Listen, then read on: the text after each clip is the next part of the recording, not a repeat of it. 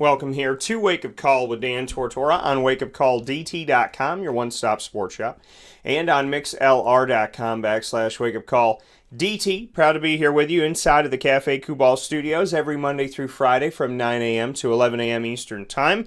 I hope you're having yourselves a tremendous morning and making the most of your week and of your day today. Please remember that this is all we got, Whatever happened yesterday or the day before, whatever that may be, this is what we have. Today's the day we can affect. And what do they say? Today is the day the Lord has made, so let us rejoice and be glad in it. So, happy Friday. Happy February 19th. I hope you're doing well. I hope you're staying safe. And I hope you're making the most of the life that you have. Because it's the one we got. You know what I mean? And there's a lot of good that can be done if we just take that time to focus, appreciate, reflect, and do the things that we need to do to kind of, get ourselves back to zero, so to speak. So I hope that you're all doing well, and I hope you're staying safe, especially with this weather and everything that's been going on. It's something that I brought up yesterday, and it's been weighing heavily on my heart and on my mind these last few hours, and that's just the fact that I really genuinely pray and hope for the homeless, for the people that are trying to bear this cold without anywhere to go. So my prayers and my hopes go out to you. I pray that you will find a home. I pray that you will, have something to eat, have a meal, a true meal, and have a blanket, have something to cover you, that the weather will get better. I just pray and I hope for everybody, especially those that are really going through a time right now that, maybe feels like a long nightmare or something that is hard to get through. I mean, I send my prayers and my well wishes to anybody that is going through corona, anybody who is quarantining, anyone who has a loved one who's been sick or has a loved one who's in a nursing home that they can't go and see right now, or, is going through cancer treatment or just beat cancer or just found out that they have it, or anything, going through a breakup, going through a loss, contemplating taking a chance in life, somebody who's scared, somebody who maybe leads, takes that step with fear instead of taking that step with confidence,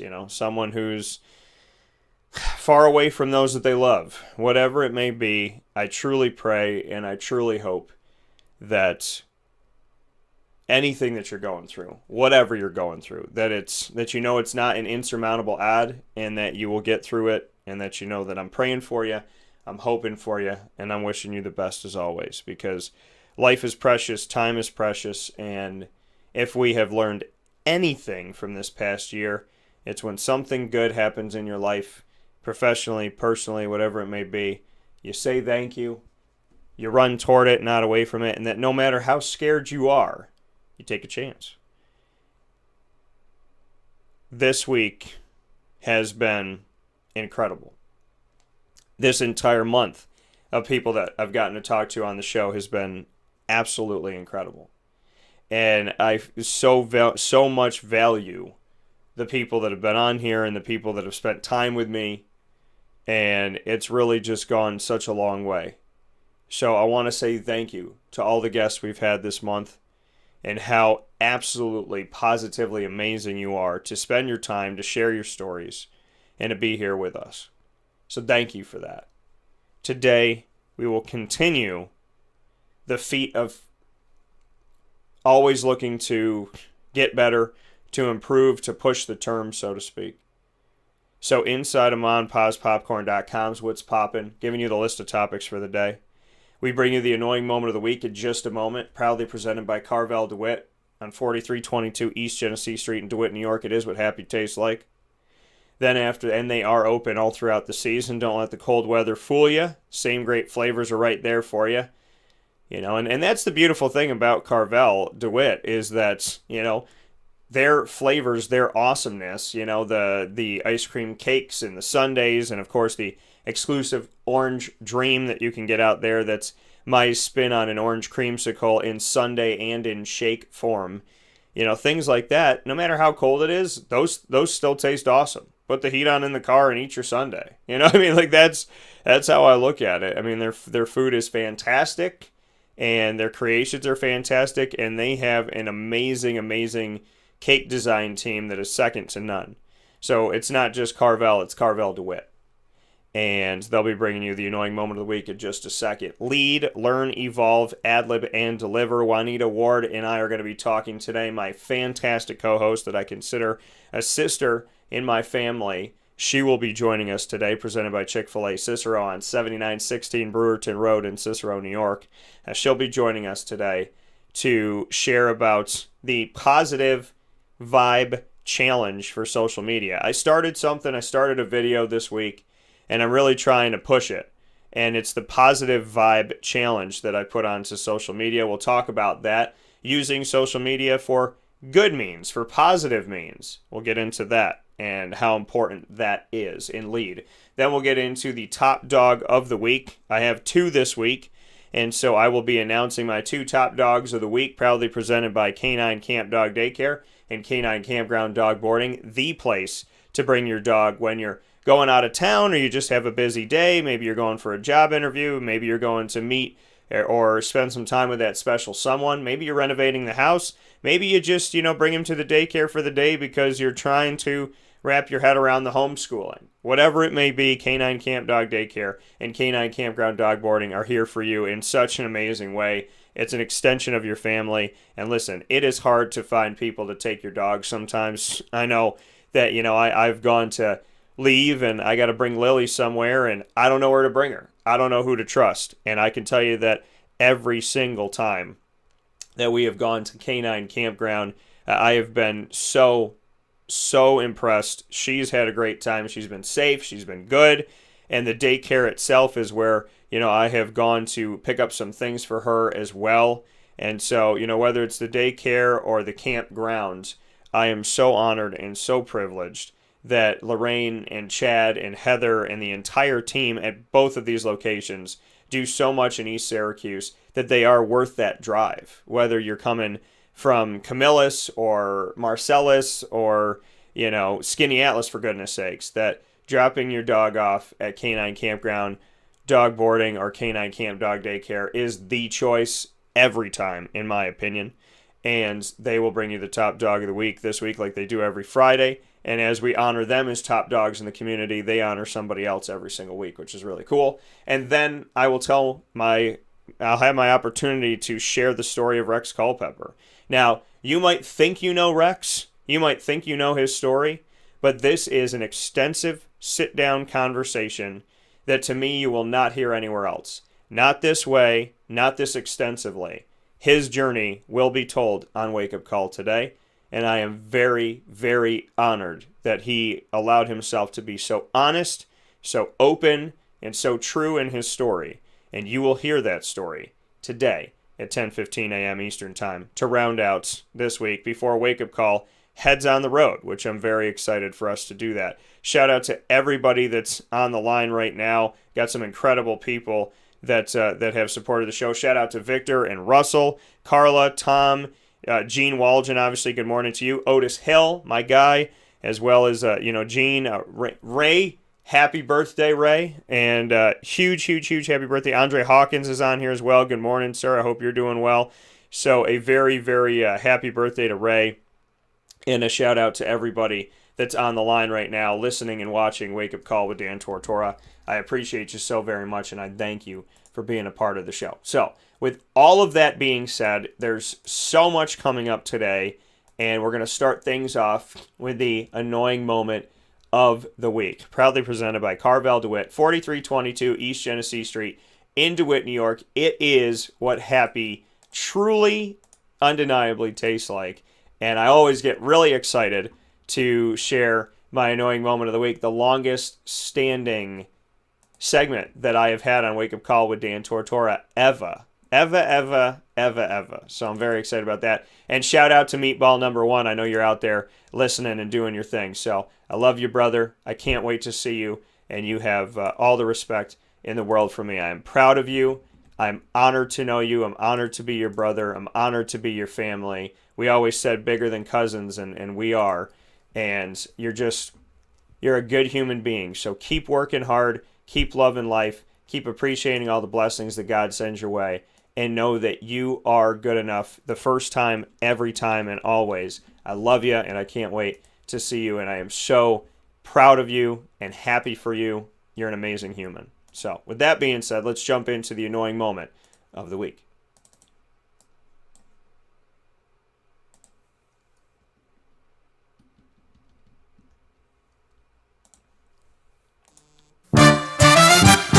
Dan Tortora proudly brings you... Is that for real? Are you kidding me? The annoying moment of the week. I really, honestly, I don't know how to respond to this. Presented by Carvel DeWitt, 4322 East Genesee Street. It's what happy tastes like.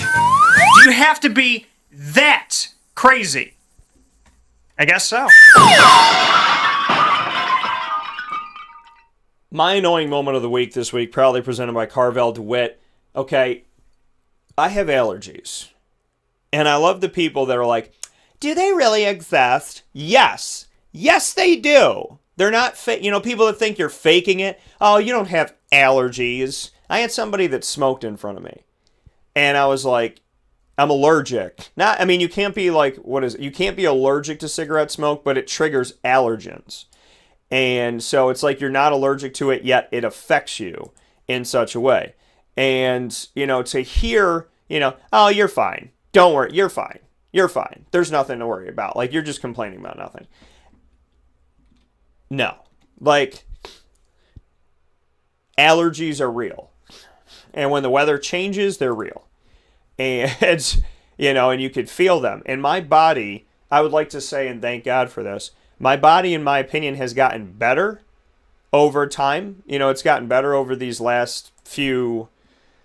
I don't even know. You know, I feel like it's better this year than it has been, which is fantastic, and I appreciate that, you know, and I'm very thankful for that. I will tell you that it is not fun having allergies by any stretch of the imagination, and it consistently bugs you, you know what I mean? At times, like sometimes it just feels like it doesn't go away. And so I brought up my best buddy, Evan, I brought him up before, and how he has allergies. And how his allergies really get him. And like sometimes they make him feel like he's genuinely sick. And for me, in my house, because I'm like highly allergic to dust, which is great because it's not like dust is everywhere. So being allergic to dust, I feel that. Well, there's something in my bedroom. There's something there. I don't know what it is, but there's something in my bedroom that is triggering me right now. And I don't know what is going on. And I check because, like, I'll sneeze, and then that usually means, like, there's mold somewhere. So, you know, I look for that. Thankfully, haven't found it, but I feel like I can sniff it out. So I'm trying to figure out, like, okay, is there mold somewhere? Is there dust? I had this incense thing that was supposed to help me, and that didn't necessarily work out, so I had to get that away from my bed. I put the plugins in, and I tried to put, like, plugins around the house and whatnot. And, you know, I just, honestly, I can't, I mean, I wake up, and it's not as bad, which is good. Because I would wake up and my chest would feel sunken. And today it only feels that a little bit. But my nose is kind of still plugged.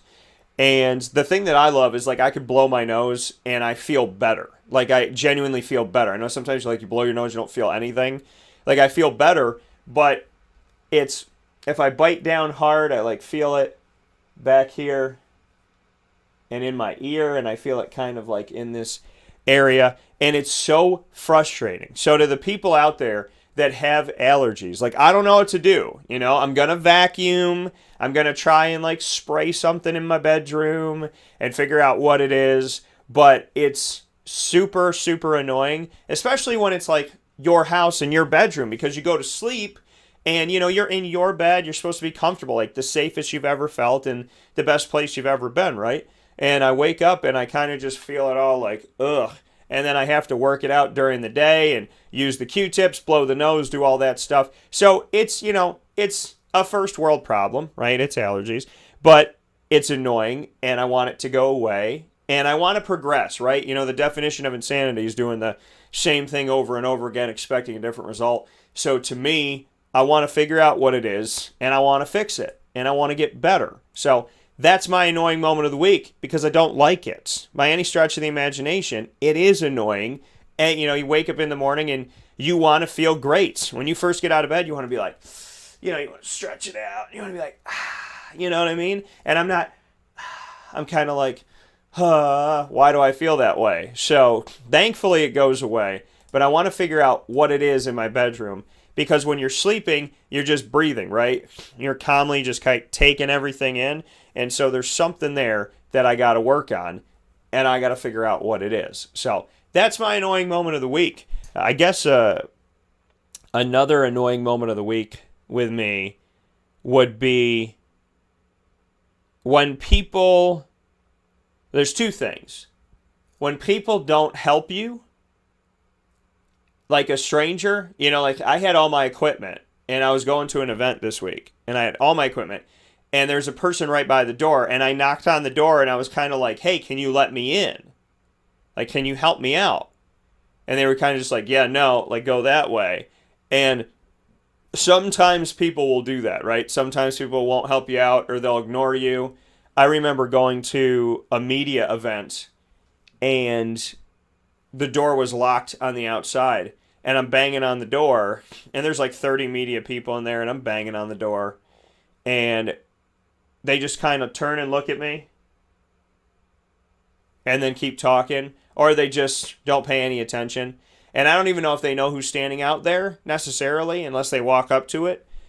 But nobody opened the door for like 3 minutes and I'm sitting here going, are you kidding me right now? You're just going to let me stand out here? It was raining. It was cold. I don't know if it was raining, but it was cold. And even, that doesn't even matter. It could be like perfect weather, but it's like I'm trying to get to the event. You knock on the door and they just stand there and look at you. But last night was a reality check of you don't always know the situation. So I'm knocking on this door going like, hey, can you let me in so I don't have to walk around? And the lady sees me and she's like, no, go that way. Like, go to the front door. And then I came in and I realized something. That door that I used to be able to get out of, it's now an emergency exit. And there's a big sign on it that you can't see on the outside. You can only see it on the inside of the door. And it says emergency exit, alarm will sound. So I'm thinking, why isn't this lady like getting up and helping me out? The reality was she was not opening a door that would alarm if she let me out. So you don't always know the situation. And I think that, yesterday was an awakening for me with that when I kind of at first went to get a little bit frustrated, right? I went to get a little bit mad. Like, why is this woman not helping me? Like, how dare she just kind of ignore me? Like, that's not nice. And then you find out she's not ignoring you. She's trying to prevent an alarm from going off. And you have to understand that. You know what I mean? Like, you have to, and when I could have just been upset and that was it. But I wasn't upset when I look at that door. Oh, because in my head, too, I'm like, all right, you know what? Maybe she doesn't want to get up. Maybe Corona stuff. Maybe she's just concerned about that. And then when I saw the sign, I was like, this woman wasn't opening the door because she shouldn't have. And good for her for being like, no, like, go to the other side. Now, when I came out, she could have just saw me and said, hey, like, that's, I didn't open the door because there's this sign on it. And then, like, that would have even furthered it. She didn't say a word to me the entire time. And that could have been embarrassment, too. She could have thought to herself, oh, this guy probably thinks I'm a jerk. Probably thinks that I'm mean, that I didn't let him in. But in actuality, it wasn't like that at all. In actuality, it was just a reality of the door has an alarm on it. She can't let me in. And if I had taken the time to, give her the benefit of the doubt, like I eventually did, then I would have known that. So I think, to me, that was a reminder that you can't judge a book by its cover, right? You can't always judge a situation by what you see initially. Sometimes you have to look beyond the curtain to see that, because I think we get mad sometimes. I think you'll hear it from Rex today. We talk about different stuff. And I think, it ultimately is one of those things where you don't know what somebody's day is like. You don't know what somebody is going through. You don't know what somebody's paying attention to. Sometimes people are just kind of blocked by their own thoughts in the moment. and you think that they're being mean, you think that they're being crass, you think that they're being disrespectful or they're ignoring you. They could just be trapped up in their own world at the time. On it. You know, Can't that let me happens in. sometimes. Not Sometimes everybody people is are just mean. kind Not of blocked everybody's by out to their get own you. thoughts. You know, my parents told me that when I was a kid growing up. They said, you know, and they still do sometimes. You know, they say, Daniel, not everybody's out to get you. You know, you got to know that. You have to know that not everybody's going, hey, I want to take that stranger Dan Tortora and make his day a bad day. That's not the case. And, you know, in yesterday's situation, it wasn't the case at all. The woman was not opening an emergency door, and I didn't know. And so I think the kind of moral of the story is, I think what kind of may approach you as the annoying moment of the week sometimes is not an annoying moment. Sometimes it's a miscommunication. And how many times have we miscommunicated with somebody, anybody? You know, I mean, there's times where no matter how well I tried to communicate with someone, they just couldn't communicate with you. Like, yeah, I would say basic stuff, and it still felt like it wasn't getting through to the person. You know, they always took things negatively, and they always were kind of ready to prove you wrong or argue a point, and sometimes there was no point to argue. It's like, why are we fighting over me asking you if you want pancakes or not? You know, so I think that miscommunication and lack of communication are two huge determinants on if something works out or not. You know, I think your ability to communicate, I think that's what I love is, you know, the people in my life that that I communicate really well with, like, that is, you know, that's the sexy thing. You know, people talk about looks and this, that, and whatever, and that's all well and good. But when you can communicate really well with somebody, that's what makes me want to stick around.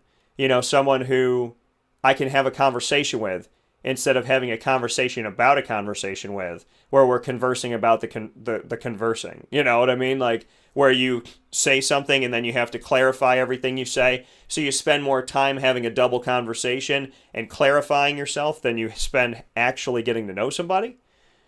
And so when you can communicate well with somebody, I find that amazing because, you know, what do they say in Wedding Crashers, which I kind of believe, but they say, you know, your soulmate is your soul's recognition of its counterpoint in another, right? It's recognition, like, I'm saying this and this person's hearing it and we're feeling this connection and we're getting it. You know, we're actually, you know, we're connecting, you know, like, you're the key to their lock and vice versa. So I think that, you know, kind of going off of the annoying moment of the week this week, it's important to find people that you communicate well with and be able to walk away from people you don't. You know, that was a really big struggle for me in the past, even in the recent past, to walk away from people that you just don't communicate with, people that you clarify with all the time, that you're constantly defending yourself. You know, it's exhausting. And you spend so much time defending yourself that you kind of don't even feel like you're doing anything productive. It kind of feels like every day is Groundhog Day. And that's no fun. You know, you want to evolve with the people that you're around, right? You want to constantly be evolving, constantly be growing. You want people to challenge you, right? And I said this earlier in the week, but I want to shout out Evan again. You know, he said to me, he goes, when you have nerves, when you're nervous about something, it's just the reality that you really genuinely care about it. So, like, you know, people get nerves and we get mad that we get nerves, right? We get mad that something's bothering us. And the reality of it all is sometimes those nerves, when you have those, because people ask me, like, do you ever get nervous when you go on stage, you know, when you go to do an event? And, you know, do you ever get scared? And I think the thing is like, you get that feeling of, I kind of just get that, like, you know, I want to be on this press conference, I want to do this, but I'm the type of person where, whether it's, you know, I'm learning and I'm evolving. I think when it comes to, like, your personal life and, you know, finding a partner in your personal life, I think finding someone who I get really nervous about, but who I can speak very clearly to, is a rarity. And so I appreciate that and I envision greatness in that. But I will tell you, like, professionally, and maybe personally, it comes back to this. If I'm nervous and you hand me a microphone, I'll be nervous, like step, step, step, and then it goes away. And as soon as I kind of spin that microphone in my hand and stand on stage and the people are there, it goes away. And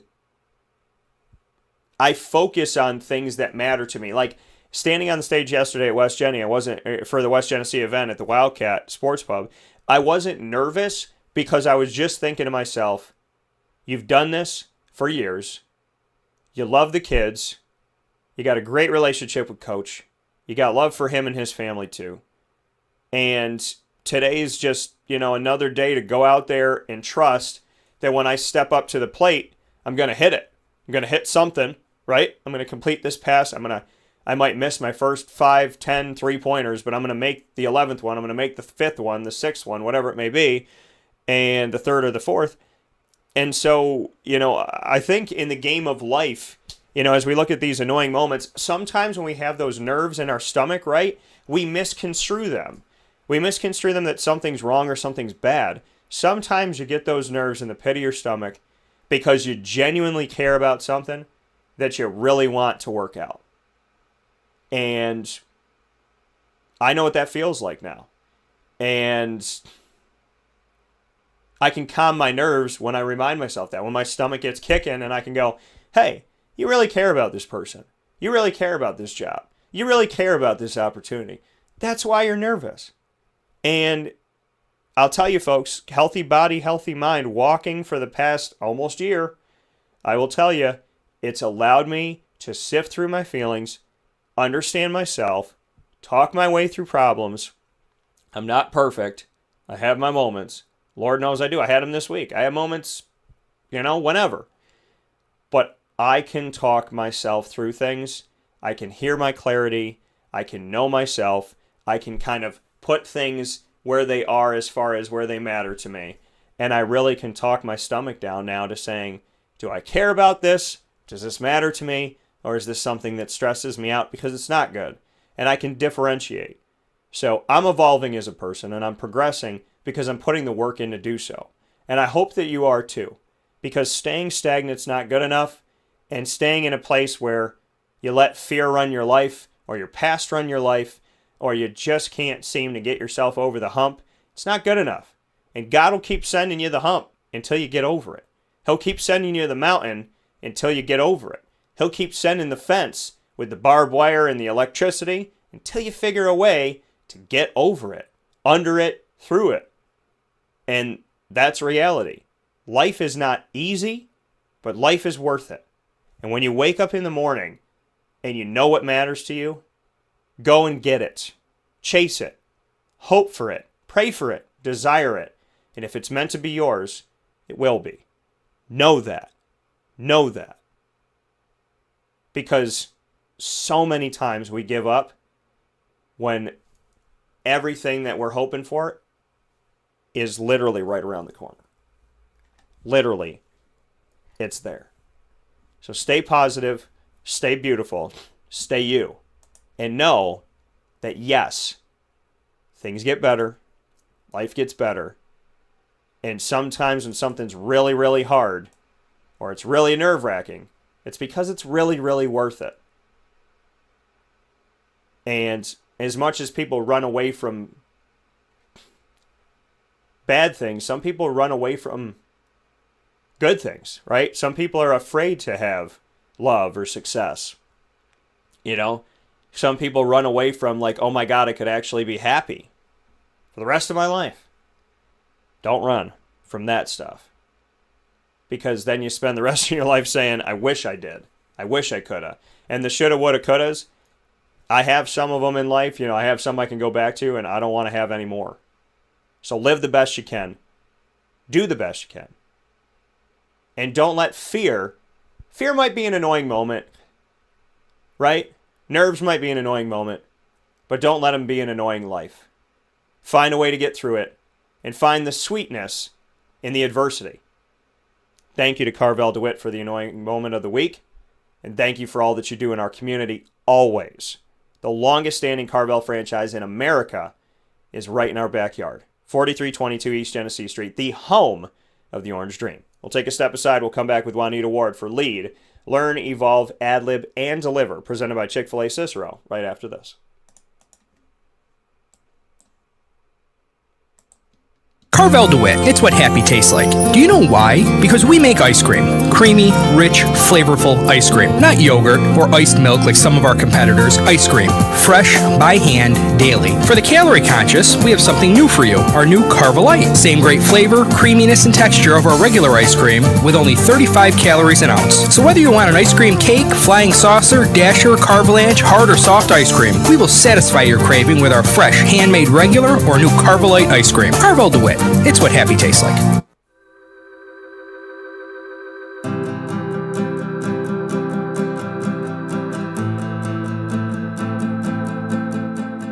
Cafe Cabal offers same-day local delivery of our products, offering no delivery charge for Onondaga County. Shop cafecabal.com for fresh roasted coffee beans, cold brew, travel mugs, and all your essential Cafe Cabal needs. Cafe Cabal, coffee for the soul.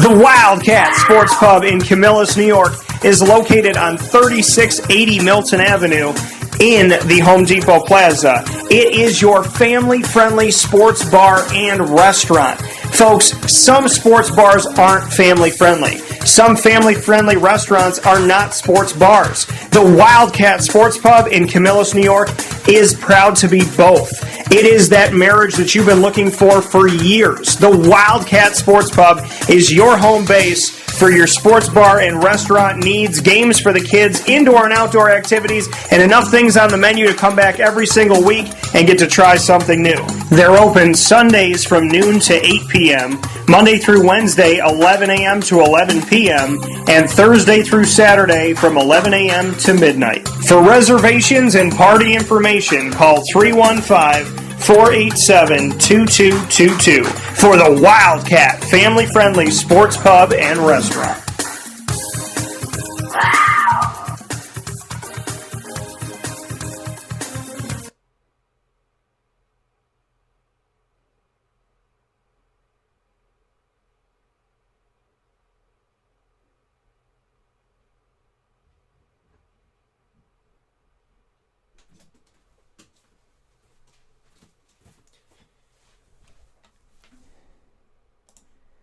Welcome back here to Wake Up Call with Dan Tortora on wakeupcalldt.com, your one-stop sports shop, and on mixlr.com/wakeupcalldt. Proud to be with you inside of the Cafe Kubal studios. You're watching on Facebook Live and on facebook.com/livenowdt, as well as on youtube.com/wakeupcalldt. And we get going off the air. We talk about some stuff. It's always great to hear her voice, always great to have her as part of my life. She is a friend to me. She is a sister to me.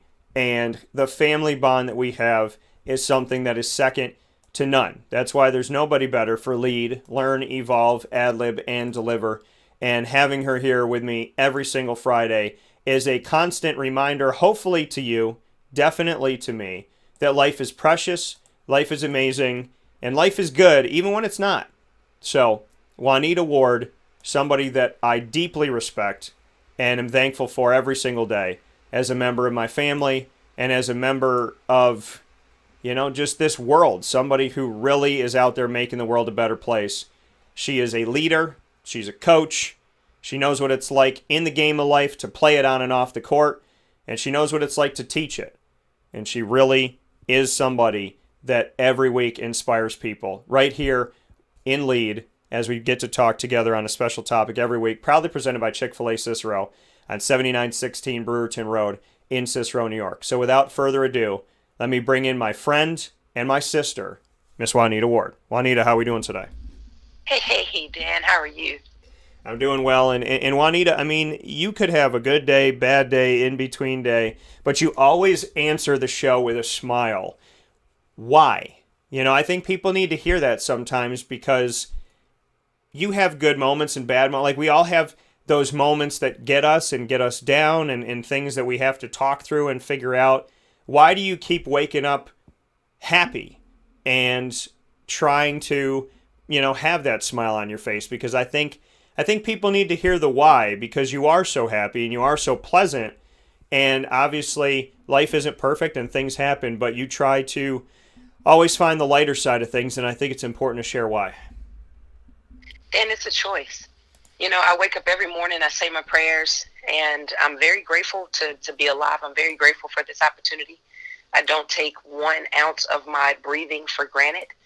And I wake up and I just tell God, this is the day that the Lord has made. I'll rejoice and be glad in it. For the joy of the Lord is my strength. And I know that if I'm smiling, I know that if I am putting myself in the right mindset and putting myself in the right atmosphere, then I'm definitely going to have a great day, because I've made that choice mentally and in the natural to just have a great day despite anything that may happen in this day. I know that it is all under control, and I just have to be ready to step into it. I have to be ready to walk it out. My why for doing what I'm doing and like smiling and always joyful is just because I'm grateful for this opportunity. There's still purpose in my life. There's still purpose in this day, and I want to fulfill it. I want to do what I can to fulfill it to the best of my ability. And what better way to start the day is to jam to some really good music. Yeah. I was just jamming to Lecrae, and to jam to some really good music and just get yourself all pumped up. I mean, I did my devotional this morning. I'm fed, from a spiritual perspective, and now I'm ready to go. And I think that that's so incredible. And then people find, what it is that works for them. The thing that they do that really just works. That is, sometimes it's waking up and reading the Bible. Sometimes it's listening to music. Sometimes it's yoga. Sometimes it's meditation. It could be a lot of different things. Stretching, walking. I mean, for me, I find a lot of therapy in doing my show. I find a lot of realness in just being on the air, because it's so me. Sometimes, and people may not get this because they might see it opposite, is like, oh, like, don't you get like nervous to be on the air and then you're yourself in private? No, like sometimes I remind myself of who I am by being on the air. Like because I don't have fear. And I believe in myself and I trust myself. And so sometimes I turn the mic on to remind myself of who I am. And, and that's something that I've kind of learned over time. And you talk about like the jam session, and I want to tell you that there's a song that I can't stop listening to, but it's their own change on it. Allegra Miles and Michael Williams were in the 2020 version of The Voice on NBC. And they sang How Will I Know by Whitney Houston. But they sang it in such a way that it doesn't even sound like the song that Whitney Houston sang. And I will tell you, and Juanita knows Juanita sings, I sing. And this is a song that I have been playing repeatedly to make me feel good, give me that good feeling, get my heart to be at ease. It's a song that pushes my voice. It makes me pray, like I practice. I love it. I test myself. Sometimes I record it, see what it sounds like. Sometimes I just let it flow. But it's been following me to my kitchen. It's been following me when I'm in the studio. It's been following me when I'm in the car, wherever I may be. This song is kind of with me, but it's their version of it. And it's to me, you kind of just find something and you roll with it. And this is one of the things that I roll with. And, Juanita, if you never heard it, it's great because we all know Whitney Houston. And How Will I Know by Allegra Miles and Michael Williams is such a good rendition that creates the song to even be that duet. And it's so different, and their voices are so powerful, and they're pushed so much that that there's something divine, there's something bigger in it. So, I know songs change over time and different things change over time, but music sets me at ease. Music allows me to be myself. Music allows me to kind of just shed away everything and just get it all out. And so I know music means a lot to you, but I can honestly say that, in my life, music is healing. Music, which we talked about last week, and it is so freeing. And if I ever really want to like get back to knowing who Dan is when I need to know, it's through music a lot. And I love that. And I know that music means a lot to you. Most definitely. It's just one of those gratifying things. Like, I have these words on my wall, and sometimes I'll get up and I'll just kind of like put my own beat to it and just sing to it. And, like on one of my walls, I have under my clock, in my clock, there's like this background that says grateful, thankful, blessed. And then right under it, the words that are on my wall says honor, be happy, unique, and smile. Smile is like big and italic. And I'm just like, this is just the most awesome thing. And so sometimes I'll just go around like having my own little melody, my own little tune, With Metro by T-Mobile, my own your little money beat to it, and just kind of saying these words, because words are so powerful. What you speak over yourself, what you say, what you sing, you don't have to have the best voice in the whole entire world. I'm sure a lot of people sing in the shower, and in the shower, because of the surroundings of the wall, it amplifies and make you sound so much better than what you really sound in the natural. And so I get a lot of my time, that's my studio, right? So like I'll sing in there, and I'm telling you, I promise you, I feel like I have the best voice ever. And it doesn't really matter how you sound. It just matters that you're making a joyful noise coming up out of your heart, coming up out of your belly, and you're saying and you're singing, or you're rapping, or you're dancing, or you're moving around to a beat that you feel that's inside of you. And sometimes when we start to feel these beats, sometimes we can just start tapping our hands or tapping our feet to just whatever that we hear. That's the joy that's bubbling up. And don't keep that joy inside of you down. If you feel that beat and your foot is under a desk, or you're somewhere where your hand just starts tapping, let your joy flow. It's okay. That's the joy that's trying to give you strength throughout the day. And it's something beautiful about a beat, something beautiful about a tune, and especially when you can make your own beat and your own tune. And I'm not going to say that everybody is musically inclined or everybody is musically sound. However, whatever beat I have, you can beat to, whatever sound, and it doesn't really matter. That's your joy and that's your strength. And it's just something beautiful about a beat, something beautiful about and you put it so well, because like, there's sometimes, and you know it, like you might have a friend and they start going, and you're just kind of sitting there and they're dancing, and you're like, hey, like you just kind of get into it. Like my buddy Evan, when he gets dancing, I told him, I said, I always want to like film it on camera, but it happens so randomly. You might have, but I want to have it start going, because like I told him, I said, I just want to watch it every time I'm having like a tough moment. Because you know what I mean? Like you just kind of get into like happy. My buddy Evan, what anybody thinks. When he gets dancing, I told him, I said, I always want to like, and we always do that. Hey, you know what I mean? And like, and he just kind of does his thing. And like I told him, I said, I just want to watch it every time I'm having like a tough moment. And I think when he gets, for me, like I'll do that too. Like I'll be in my kitchen, don't care what anybody thinks. Dancing, like I'm just gonna be myself. I mean, we always do that. Hey, you know what I mean? And like, and he just kind of does his thing. And that knows that they got me on there. But like, I just got on TikTok, and I'm hanging out on there. For me, like I'll do that too. Like I'll be in my kitchen, Schitt's Creek, and I'll be dancing and messing around. And I mean, I recorded a video because I just got on TikTok. It's a show, man. Shout out to the person that knows that they got me on there. Really awesome show. I just got on TikTok, funny. And my favorite character is David Rose. So I'm hanging out on there doing some stuff, whatever. And I love Schitt's Creek. There's a scene that I absolutely love. Absolutely love it. So I acted it out yesterday, and I was making myself laugh while I did it. And when you go and you really awesome show, really funny. And there's a part in it where you see like anybody that knows me, maybe doesn't. You can see my genuine smile. There's a scene in the middle of it. Absolutely, you can see that I'm like, I'm excited that I got. So I acted it out yesterday, right? And I was making myself laugh while I did it. And when you go and you play back, and I watched that video so many times yesterday. There's a part in it where you see my face, like anybody that knows me, I want to, maybe doesn't. You can take a look in the mirror, all day, but it was in the middle of it. You can see that genuinely I'm excited that I didn't care what anybody thought. I put it out there because I thought it was funny and exciting to me. Laugh. It's fun. And I just wanted people to know. That video so many times yesterday, not because I wanted to see my shout out, not because I'm like, oh, I want to. Shout out to Dan Levy. Take a look in the mirror, all day, but it was because like he inspires me. Genuinely.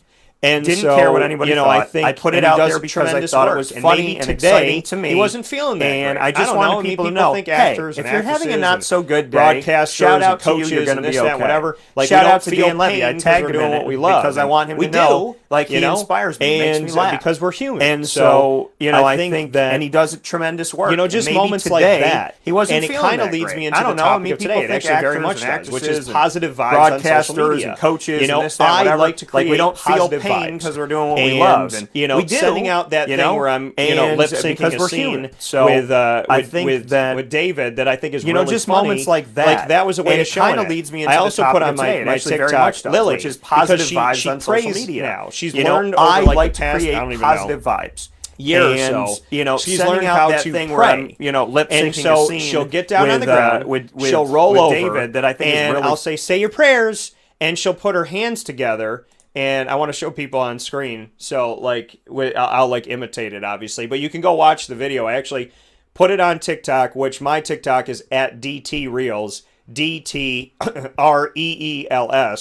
and you can also see it on my Facebook story, on my personal page, and which is Dan Tortora, and you can see it on Instagram at wakeupcall_DT. But Lily, tell her, say your prayers, honey, and she rolls over on her back and she puts her paws together. And she like holds them together like she's praying, and she'll keep them like that. And I'll say your prayers, and sometimes she'll like move them forward. And so yesterday she rolled over and I said, say your prayers, and she put her hands together, and I said, who you praying for? And she sneezed, and I just thought it was cute, and I put it out there because I thought, you know what, like that little, I don't even know, 5-second video, 7-second video, maybe that could make somebody laugh, cry, happy tears, think about their dog, think about somebody they miss or somebody they're going to see today. But, Juanita, whether it's my dog saying her prayers or me lip syncing something or something that got a ridiculous amount of views, and I don't even know how, I didn't even hashtag anything, I didn't do anything with it except for put it out there. I put a soda in the microwave because it was frozen in my car and I wanted to drink it and I was being impatient. But little things like that, positive stuff on social media, just kind of funny, different, show us who you are type of thing. Speak on that, the positive vibes of social media, and sending out a video of your dog, sending out a video like I know you have of you singing, a video of something that really matters to you, a day that you were honored for something. You and I really try to tackle social media in a positive way, and I think that that's a very important conversation to have. Most importantly, Dan, it's the content that you put out there. It's what you want to be portrayed. It's who you are. Now, when we post, I'm posting stuff that is sentimental to me. I'm posting things that mean something to me. I'm posting things that will help other people to become better in their life. That will hopefully, they'll see some of the words or they'll see some of the posts and go, oh my gosh, I can do that same very thing. I love it because social media gives us an outlook, an outreach to reach so many different people, and it will allow us to capitalize on things that we didn't even know that we had the potential to capitalize on. Actually, in some form or facet, it gives you an opportunity to tap into unknown talents, and you're just like, wait, what? I didn't know that I could do that. I didn't know that that could happen. I didn't know that from this little thing, that will go viral.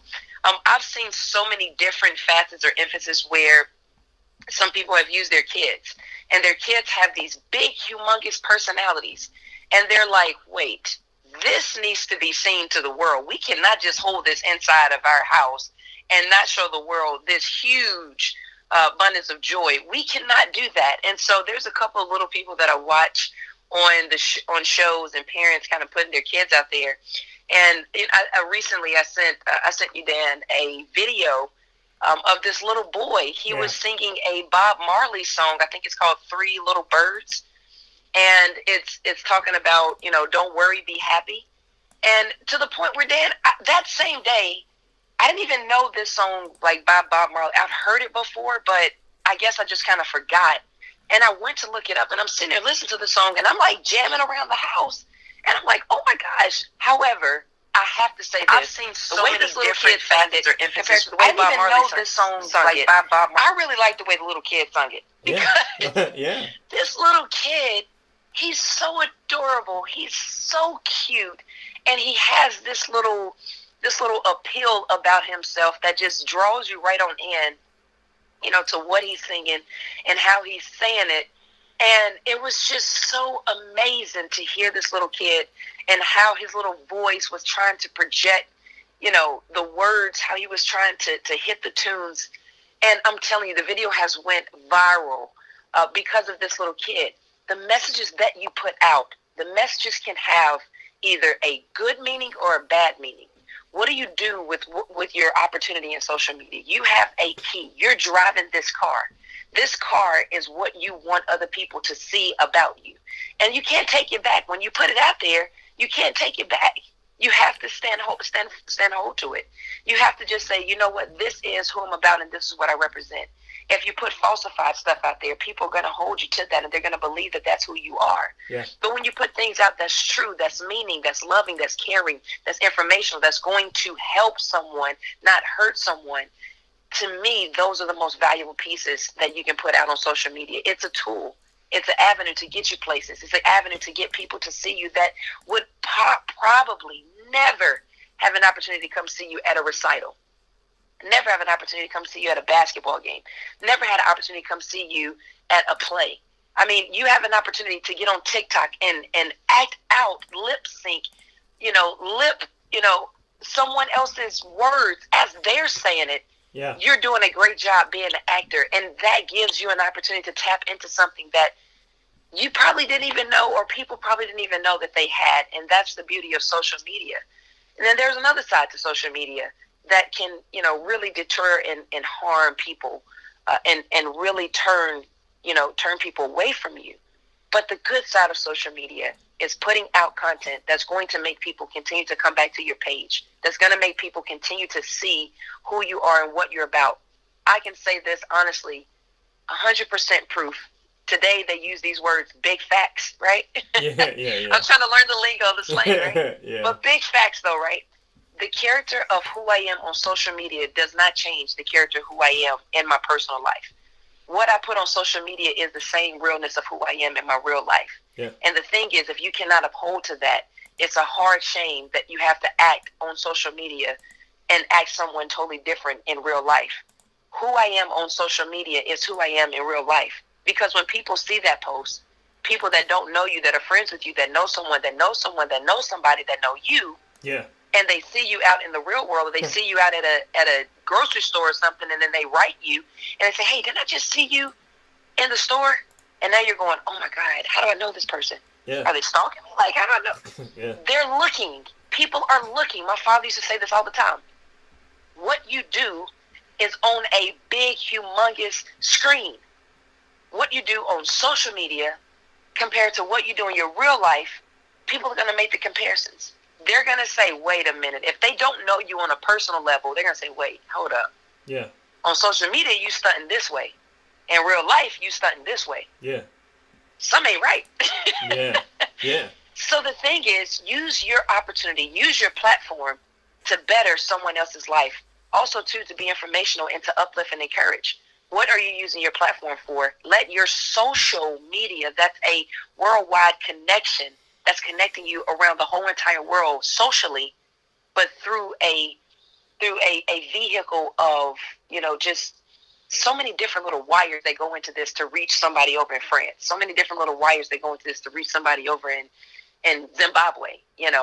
So many different things, and we can communicate. We don't have to use Skype anymore. We can use social media to communicate and to reach the top-notch people that we want to reach through this small platform called social media. And like you said, like when you try to be somebody that you're not, like on social media, like you and I have joked about this. Like I've seen people on there with mink coats on in mansions, and I'm like, unless you stole that mink coat, like unless you went to the coat check and you said, and they're like, Mrs. Peterson, and you're like, yes, you know what I mean? Sure, why not? And grab that coat for a minute and hope that Miss Peterson's in the bathroom for a couple more minutes. Like, like I've seen people on social media going, that ain't your mansion. and that ain't your jacket. And the last time I checked, you ain't got it like that. So, you know, like, I was like, this is a girl telling me she didn't have money to pay for the bagel yesterday, and now she got a mink coat on. So, you know, like, I know, and we laugh about, but you're saying exactly what we know. Like, I laugh about it. Like, my buddies and I, we will see people on there going like, that boy just took a picture in front of the yacht. I know where he was standing on the pier. He said, new whip. No, it's not. That's where we all go on the weekend and we fish over there. You know what I mean? So, like, you know, like, you know that, you know, if you say you're about that life, somebody someday is going to ask you about that life. And if you're not about that life for real, then, you know what I mean? Like, people try to be somebody different on social media. And listen, I know sometimes that has to do with pain. Sometimes that has to do with not liking who you are. But if you're seeking happiness through social media, if you're seeking reinforcement through social media, you're going to be let down. Because the world sometimes is going to love you and sometimes they're going to hate you. Sometimes you're going to put out a music, you're going to sing, and you're thinking, I'm doing this out of the goodness of my heart. I'm doing it to spread love. And you get 10 comments saying you're a terrible singer, kill yourself, I hate this, I don't like that. There's people that will say things, and you can't go to social media to find yourself. You can't. You can't really go to anybody to find yourself. You have to find yourself within yourself. You're the only person that can find you. And some people can take you out of something and help you, but you're the only person that can make the decision if you stay out of that black hole. They might pull you out of it, but you could jump right back in. So you have to be the person to make that decision. And on social media, if you live a different life, if there's a different Dan Tortora on TikTok than there is in real life, like, no, that's me. I microwaved my soda. I wanted my soda. I don't know the mechanics of science. I didn't think putting plastic in the microwave was a good idea, but I did it. Did it work? No. Was it gross? Yes. Did I say to myself I could have saved myself a half an hour going down to the corner store and just buy myself a dang soda? Of course I did. But for whatever reason, people watched it, they liked it, they commentated on it. Some people said nice stuff, some people didn't say nice stuff. Most people said nice stuff. But at the end of the day, I'm like, I'm not commenting on the comment of the negativity. I put this on here to joke around and have fun. I don't care if you like it or not. And so to me, you have to get to that point. But if I'm not who I am parading around to be on social media, somebody's eventually going to call me out on that. And that's why I don't have to worry. Like, I love Disney. So I have a Dan on Disney show, a Dan on Disney thing on Instagram. And those are my pictures, and that is my Disney experience, and I love Disney. And I can't wait to be there. So that's me. You know, Superpowered Pop. That's the entertainment side of, you know, that's me showing you the side of me that read comic books growing up, that loves WandaVision, that's itching to watch the episode that came out at 3 o'clock this morning. And, you know, I mean, there's so much to that. And I love that. You know, what you see is what you get. The clothes I wear on Instagram, I promise you that I own them. But, you know, it's one of those things where it is funny, Juanita, but it's also very real. That you see people on there and you go, yeah, you ain't living like that. But you parade like you're living like that. You know, I want to like kind of message somebody back being like, how many pictures did you take in my house letting people know that that's your house? You know what I mean? Like, but you know what I mean? Like, you know, like sit in studio life. I'm like, bro, that's my studio. Like, I mean, so it's just, the reality of it all is, if you're not honest on social media, somebody will find out and eventually call you out on it.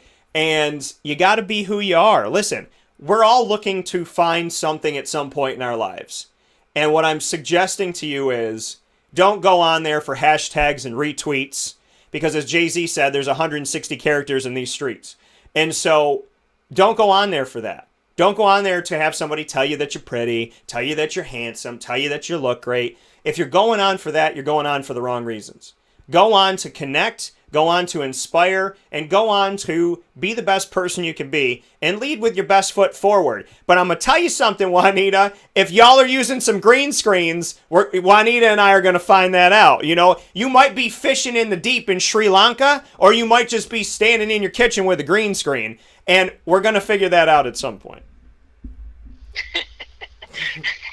Listen, Whoever got the green screen, I want one. Please send it to me because I want to be over in somebody else's country while sitting in my den. Okay, send me the green screen. Yeah, you ain't lying.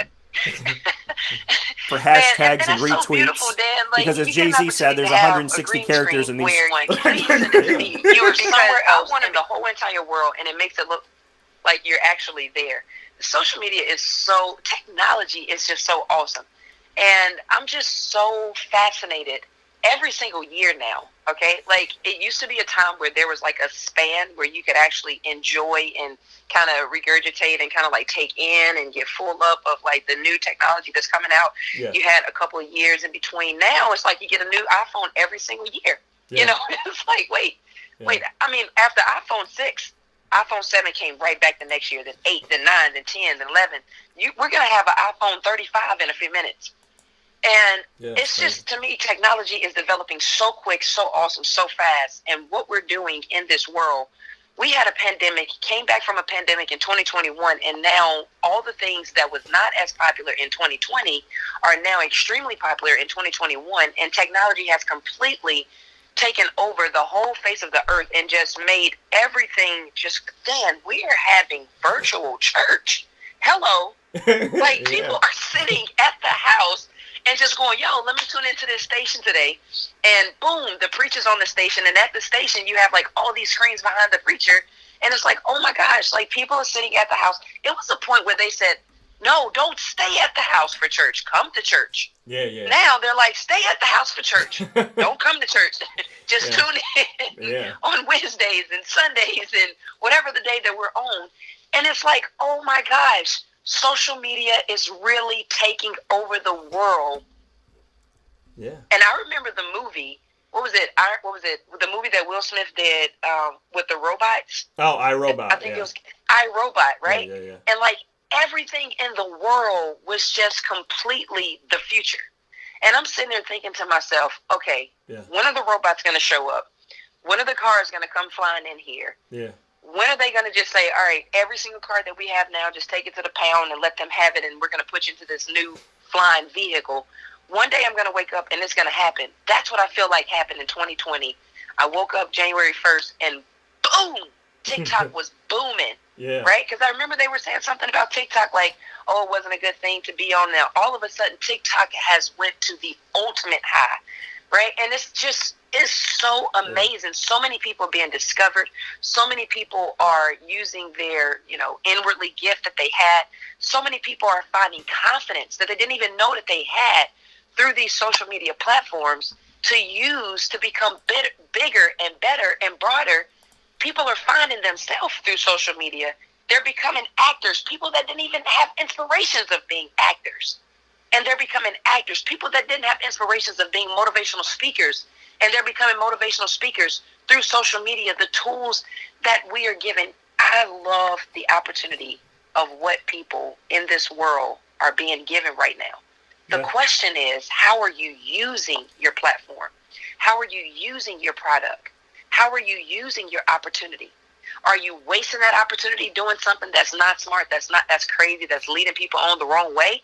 Are you doing something with the opportunity that's going to help help insert and help, bring light to a situation? Like, what are you doing with your platform that can magnify an opportunity, or are you just wasting it?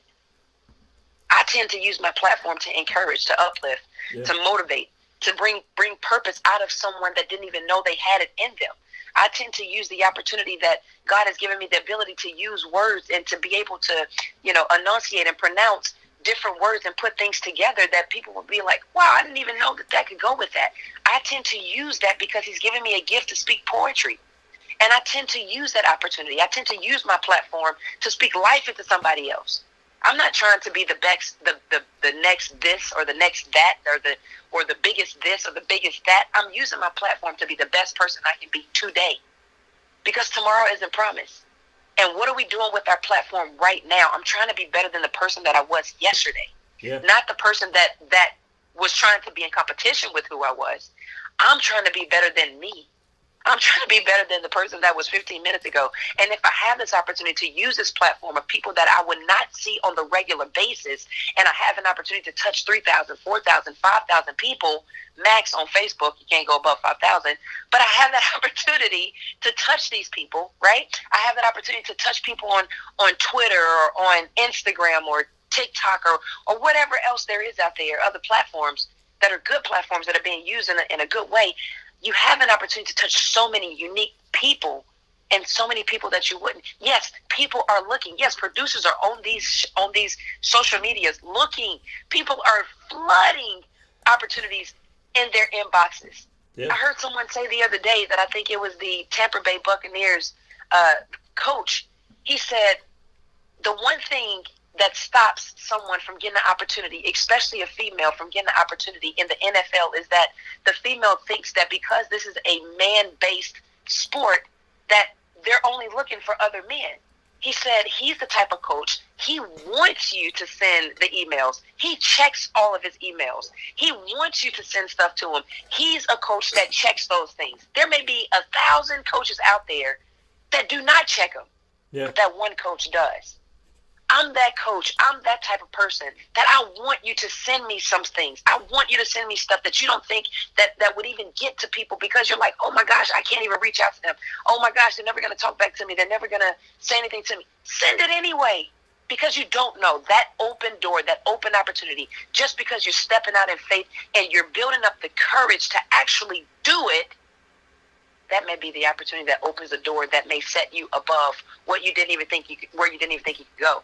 That may be the opportunity that puts you up on that pedestal that I'm telling you didn't look like you was going to be ever on anybody's pedestal because of where you came from.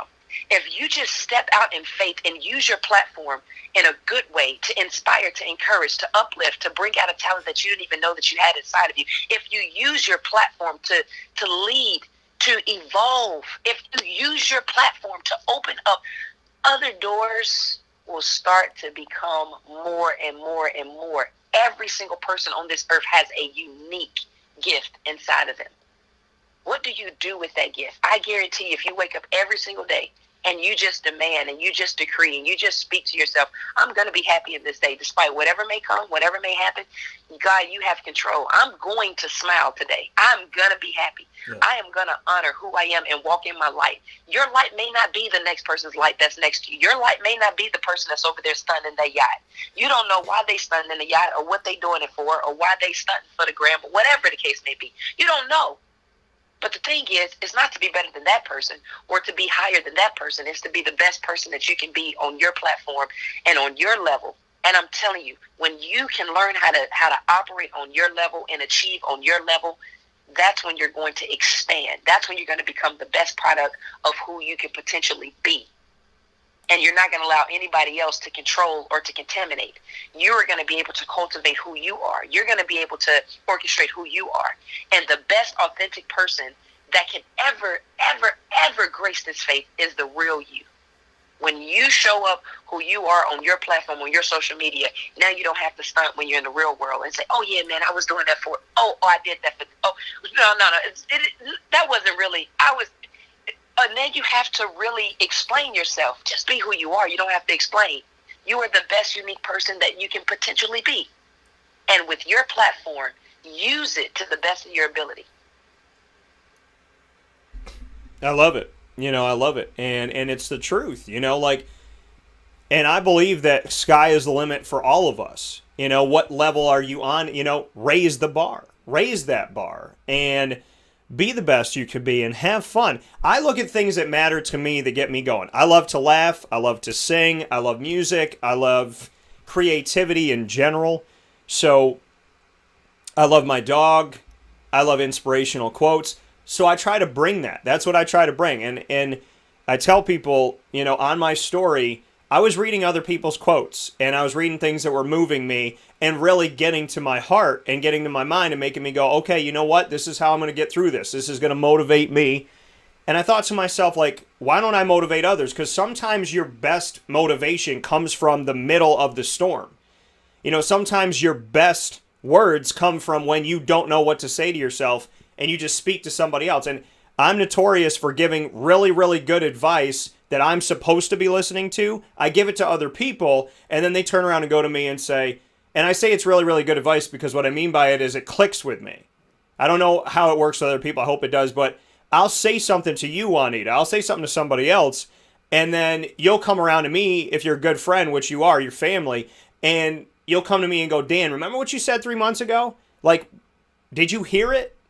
And so I started getting in this thing of like, I really need positive words. I'm scouring the internet for them. Why don't I just write down what I'm feeling? Why don't I just write in the moment?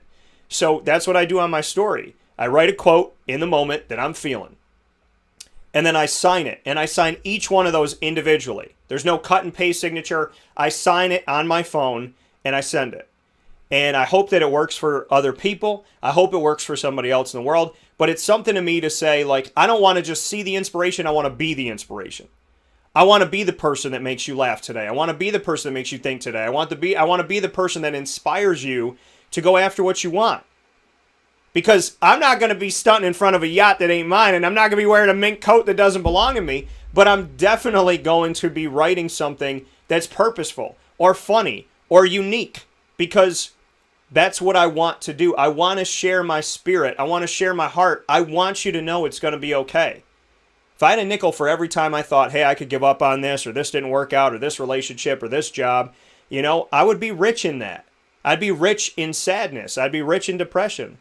And I don't want that money. I don't want dirty money. And I think, we just, as people, we're more connected now than ever. People in Spain and in France and in Nineveh and in Syracuse and in Orlando and, Los Angeles and Tokyo and you name it, Moscow and, whatever. Greenland, Iceland, Australia, Antarctica, for goodness sakes, chilling with the penguins. Like, people can see you everywhere now.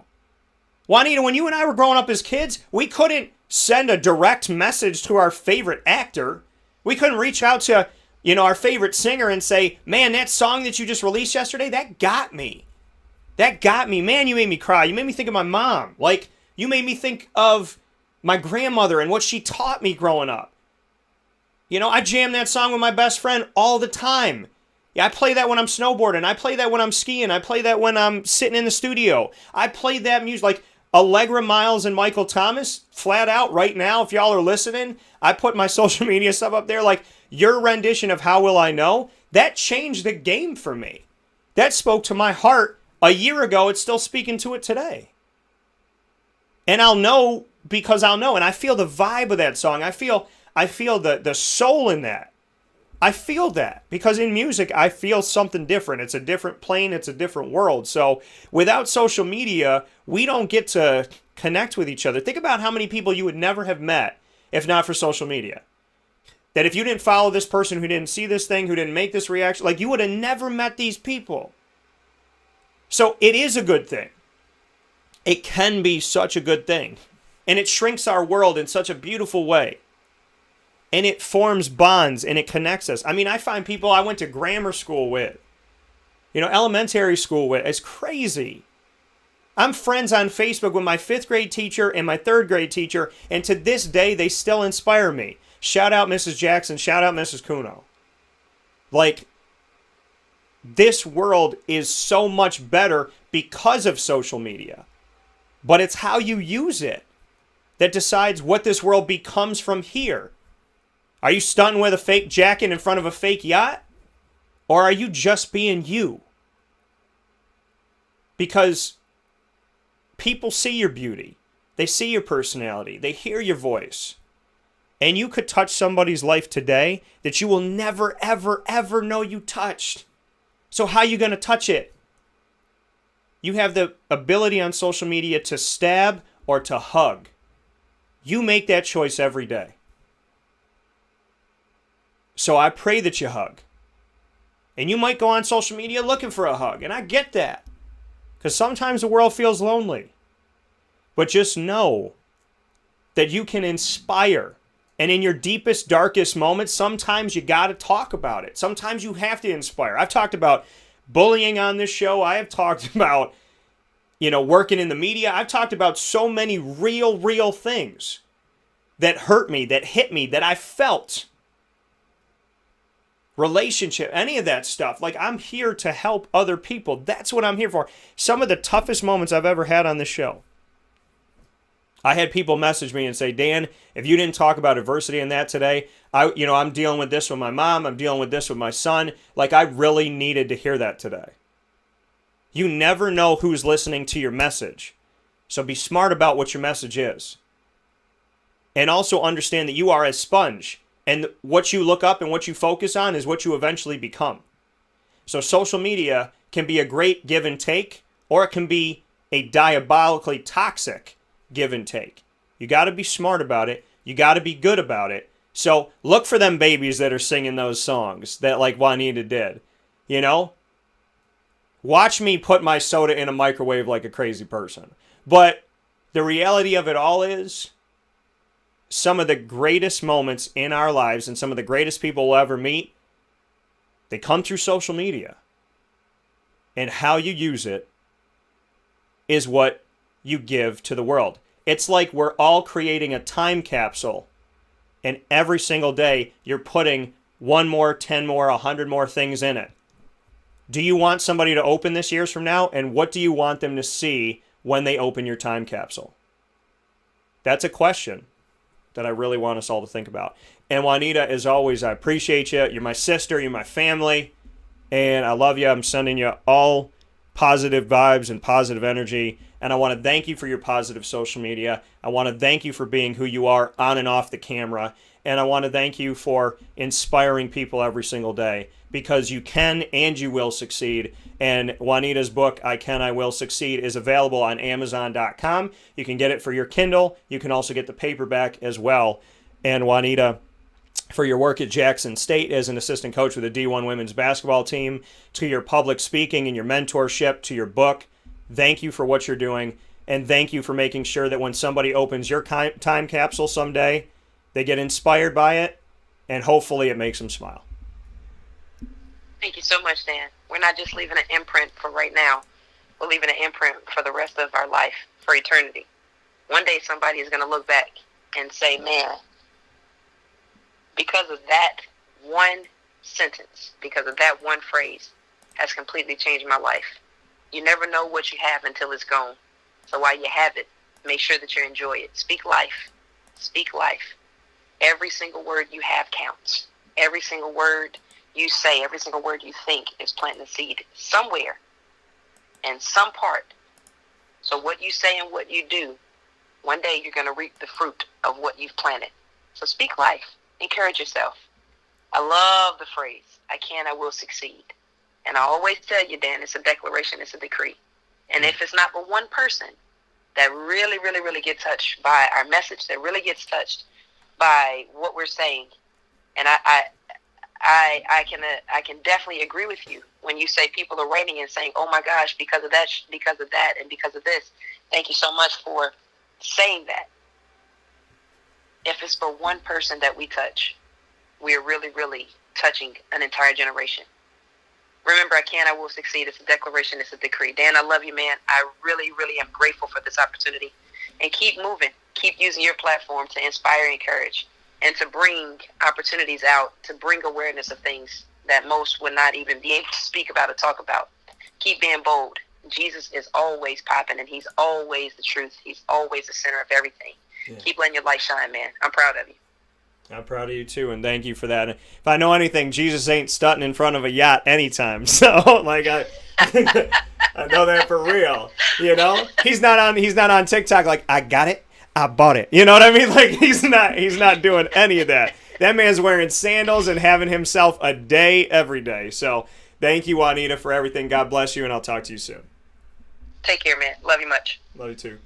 So with that being said, my sister and somebody that I really greatly appreciate and honor every day, Miss Juanita Ward, using social media positively, right? I love positive message. I love flipping through there and just seeing somebody saying, hey, you got this today. You're beautiful. Could you imagine Like right when you need to see it, you're flipping through TikTok, you're going through Facebook, you're on Twitter, you're on Instagram, and you just click on something randomly, maybe by accident, and somebody looks right at you, a total stranger, and says, hey, today you got this. You got it. You're going to succeed. You're going to get what you want, and I hope you're ready for it because it's going to be awesome. You got it today. Because maybe you're going for a job interview today, and you just needed that like one little, just a little bit more oomph, you know? We can inspire people. We can bring people together. Man, social media can do so many cool things. You never, ever know what you're going to get. You never know what you're going to get. It's so cool. It is like a box of chocolates. Homemade. So, we'll take a step aside for a fast break here on Wake Up Call with Dan Tortora. When we come back, we are going to jump into the top dog of the week. I have two people to honor for the top dog of the week this week. I love them so very much. And I'll tell you who they are right after this, and then we'll get into the story with Rex Culpepper that you do not want to miss. An incredible story about the true fight against cancer, against adversity in general, against things that you can't control in life on and off the field. Rex tells his very, very real story in just a few moments.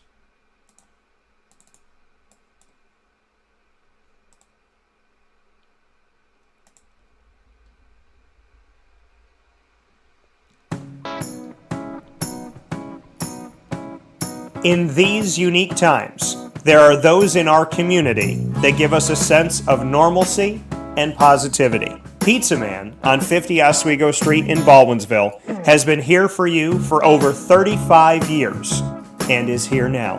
Call 315-638-1234 or order online at pizzamanbville.com to bring those familiar tastes into your home. And remember to come see our monthly on-site broadcasts centered around the community and our Baldwinsville Bees.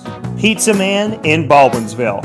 Any way you slice it, they are always here for you.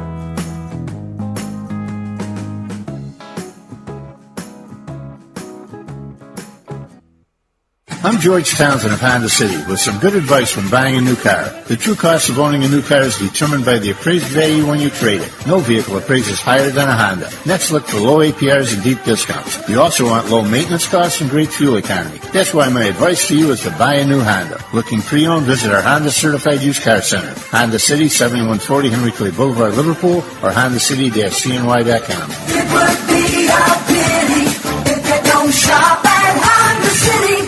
This is Jimmer Sikowski, owner-operator of Chick-fil-A Cicero, 7916 Brewerton Road in Cicero, right in front of the Home Depot. I had a deep feeling that God wanted me to do something bigger with my life and to help people, help others. I kept putting Chick-fil-A in my life, and I realized as I was going through the franchise selection process that positively impacting the lives of others was really core to what we do here at Chick-fil-A. First of all, it starts with the food. The food is brought in fresh daily. We bring in local produce. We prepare to order in the kitchen. We hand bread our chicken. We hand spin our milkshakes. It's great food. It doesn't taste like fast food. I think the second thing is the way people feel when they come in a Chick-fil-A restaurant. It's different. We try to treat people with intentional kindness here, which is very different and deeper than good customer service. And so I think it feels remarkable for most people to come in a Chick-fil-A restaurant. And then lastly, the impact that we try to have in the community is very different. It's a big part of the expectation of every operator of a Chick-fil-A restaurant is that they're actively engaged in their community, they're a leader in the community, and they're making a difference. When they realize that what we're striving to do is to shine a little light in their life, that's a very, very different experience than you will have in any other quick service restaurant. And it's that remarkable experience that I think people will emotionally connect with.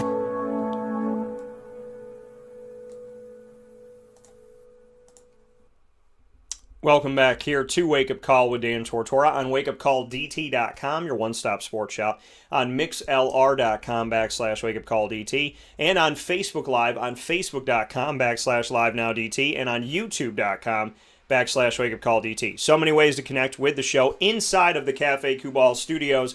Want to give my love and appreciation to Cafe Kubal. They are incredibly good at what they do, and they're local. They're here, and they have 5 locations in our community. First location, all of them, 4 of them in Syracuse, 1 in Manlius, 3501 James Street in Syracuse, as well as 324 West Water Street, 208 North Townsend Street, and you can go to 401 South Salina Street, as well as out to Manlius at 343 Fayette Street. I got to go and get myself my chai today. I'm going to do that. So I get the mint one, I get the pumpkin spice one when they kind of keep a little bit to the side for me. So I try to go and find that where I can at the locations. But the chai is remarkable. The chocolate bread, the chocolate banana bread, the upstate sandwich has got to be the best, like the little apple slices in it and everything. Very, very good. So make sure you get out to Cafe Kubal today. The unique part of it is they're all Cafe Kubals, but each of them has their own style, their own feel, and it's just really, really cool and innovative that going to a Cafe Kubal, like if you go to the one on James Street, it's not the same as the one on Salina, it's not the same as the one in Manlius, so going to each of them is a new experience while experiencing the coffee and the flavors and the food that you love. So big shout out to Cafe Kubal and Matt Goddard, who is an incredible mind that is behind the operation of all the Cafe Kubal, so thank you for that. With that being said, inside of MonPazPopcorn.com's What's Poppin', we're at the top dog of the week, and it is now time for me to honor that top dog of the week, but I can't do it without my girl Lily giving me that little bark that helps to start things off here on Wake Up Call with Dan Tortora. So I can't do it without Lil, and here she is, giving me that bark that I need to announce this week's top dog of the week. And much appreciation to it. There it is. So, with that being said, Canine Camp Dog Daycare and Canine Campground Dog Boarding bringing you the top dog of the week. My top dog this week goes to 2 people, Nico and Miguel. They're my cousins. I call them my little brothers because they're more family, brother-wise, than cousin. I mean, even deeper and deeply rooted. I have a card that I keep actually here in my studio, and I'll show it to you. It's a card, and obviously I'm a Marvel fan, so it's got Captain America, and written in this card is from both of them, where they both said thank you for being a brother. Nico said, "Big brother, I love you very much," and then some other stuff here, and then Miguel said, I'm honestly proud to call you big brother because you're even closer than a cousin to me. And so, to my 2 brothers, I want to tell you that you are my top dogs of the week, and you're my top dogs of the week because you're chasing your dreams, you're fighting the good fight, and you are both incredible human beings. You work so hard, and you've tried different things. You have gone to school, taken a break, done a job, gone back to school, and I just want to tell you both that for all the work that you put in, it doesn't go unnoticed. It's seen, it's heard, and I'm extremely proud of you. There's no better 2 little brothers that I can have in this world, and you guys are game changers. You have given me advice that has aided my life. You loved G-Mama and continue to love G-Mama in a way that is so beautiful and so remarkable. There's nothing like having the 3 of us in the same room, and if anything in the past year has taught me anything, it's that I really genuinely miss being with you guys in the summer, being with you guys during Christmas. I always loved it, always appreciated it, but now I appreciate it more because I'm sitting here, I haven't seen y'all in what, like a year, and it's tough, and it's sad, and I miss you. And I love you so very much. And what gives me peace is knowing that you're out there in the world making it a better place. I know that you're both working really hard. You are the kids that hold the door open for people.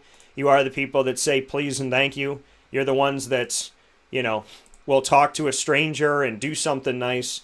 And so I just want to say thank you to my 2 little brothers and wish them a very happy week and a very happy 2021. I can't wait to see you soon, and I hope I get to. Our conversations have always meant something to me, and you uplift me all the time. So I give you so much credit in the way that you love, the personalities you have, and you are always good enough to achieve greatness. And I cannot wait to, in my life, see all of the things that you will do, all of the accomplishments you will have, and I will proudly be there for every moment that God will allow me to be. So to my two little brothers, I love you both. Shout out to Nico and shout out to Miguel. This week's top dogs of the week, because I don't say it enough how proud I am of you guys. And I love you so very much. Thank you for being here. And thank you for being a part of my life.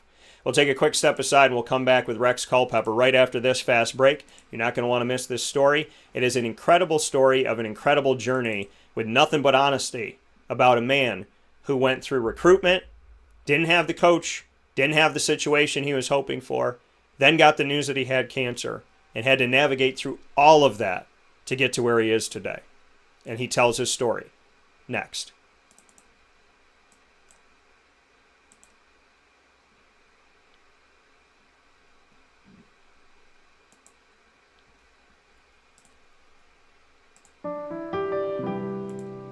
Avicoli's Restaurant, located right at the corner of Route 57 and Wetzel Road, is proud to be your local neighbor, growing with you for over 20 years. We're open 7 days a week for lunch, dinner, and drinks. For takeout, delivery, or catering, call us at 315-622-5100. When you order online and use our promo code AVS10, you will save 10% on your online purchase at myavicolis.com. And make sure to join us monthly for our live on-site broadcasts centered around Liverpool athletics. Avicoli's, your local, trusted neighbor right at the corner of Route 57 and Wetzel Road.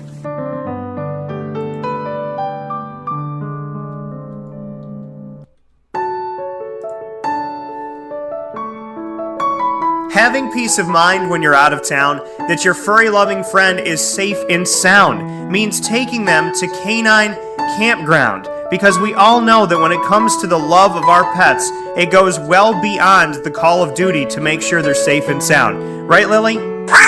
So take a ride to 242 Johnson Street in East Syracuse, New York, and see Canine Campground and where your dog will be staying in the classic cabin, the executive cabin, the grand cabin, or of course the luxury cabin, because if you know Lily, you know she loves luxury.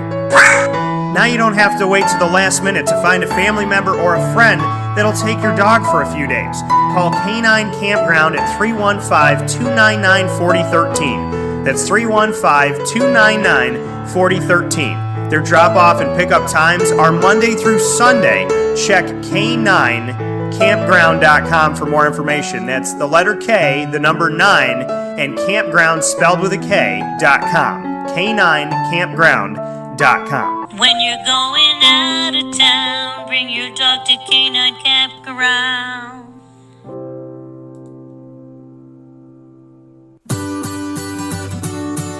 Trapper's Pizza Pub, located on 5950 Butternut Drive in East Syracuse. Right off of Bridge Street is your local community supporter right around the corner. Join us on site at Trapper's Pizza Pub for our live monthly broadcast supporting Central New York student athletes and their sports programs. Call 315-438-4444 for more information. And find us on Facebook and Instagram at Trapper's Pizza Pub. Trapper's Pizza Pub, your local community supporter right around the corner.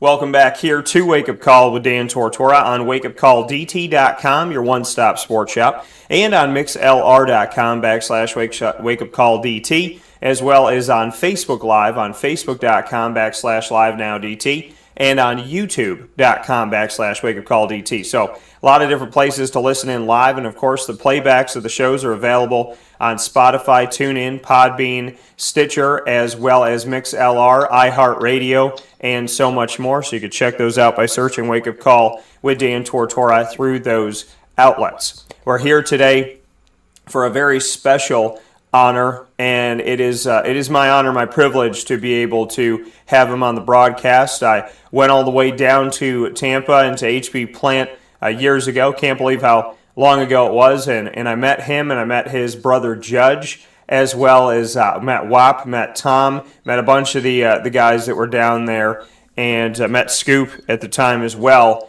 And I want to thank Coach Wiener and everybody at HB Plant for letting me come out to the 7-on-7 that they had going on. And Rex Culpepper and I got to build a bond before that, got to continue it through that, and have, been able to connect ever since. And now that he has finished up at Syracuse, we have the opportunity to really have a true sit-down with him.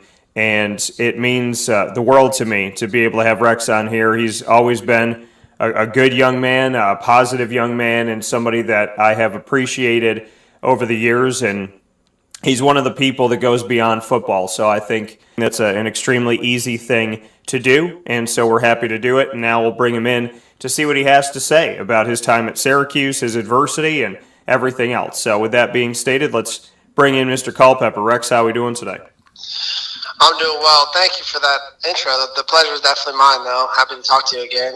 And it does seem like it was just yesterday that we were hanging out at Plant High School talking about the future. So and when we go back to that day, for you, I mean, for me it was awesome because Scott Schaefer was trying to build a pipeline there, a bridge there with his staff to HB Plant. Let's start there. Just what that meant to you that.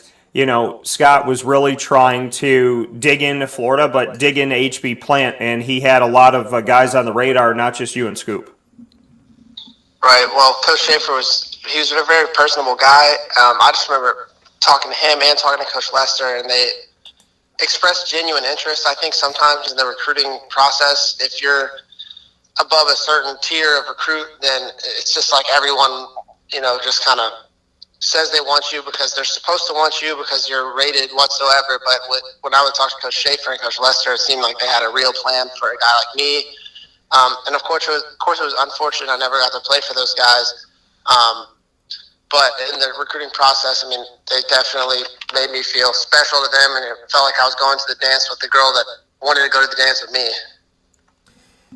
I find it so interesting that you brought that up because, that was a line from Floyd Little where he said, there's a lot of people that want to, he's like, you go to the dance, you see a bunch of pretty girls, you might want to dance with, 3-4 of them, but you dance with the one that that wants to dance with you. And so I find it interesting you brought him up because it makes me feel like that you brought that up because it makes me feel like he's here with us this morning. But just go into that a little bit deeper, that, you dance with the one that wants to dance with you, that you might be attracted to a bunch of different schools, bunch of different ladies, bunch of different whatever, but ultimately, you pick the one that meets you halfway and wants to dance with you as well. Right, for sure. And I actually ended up kind of having the other side of that at Syracuse once, Coach Schaefer, obviously, he moved on. And then I played for a coaching staff where I wasn't ever in the cards, and I wasn't necessarily the shining star coming forward. And as a result, I kind of ended up being the person I was always kind of trying to break through and wait for that chance. And finally got the chance this year. And although the results weren't necessarily what I dreamed of, I at least got a chance to go out there and throw some touchdowns, be the starting quarterback. And so, that's the kind of thing that no matter what else happens, at least I, got a good chance to play after coming back from all kinds of adversity. And so got to see the other side of it a little bit. But, for you to have to go through that, it's, you dance with the one that wants to dance with you. Schaefer and Lester wanted to dance with you. They brought you in. They didn't get to have you when Syracuse parted ways with Schaefer and his staff. So for you to go through that, what made you stay committed to Syracuse? What made you stay committed to the journey, knowing that, you, like many kids out there, had either, coaches that are either fired or move on to another job, you I'm going to do. How did you handle that, and why did you stay true to Syracuse when things didn't go the way that you expected?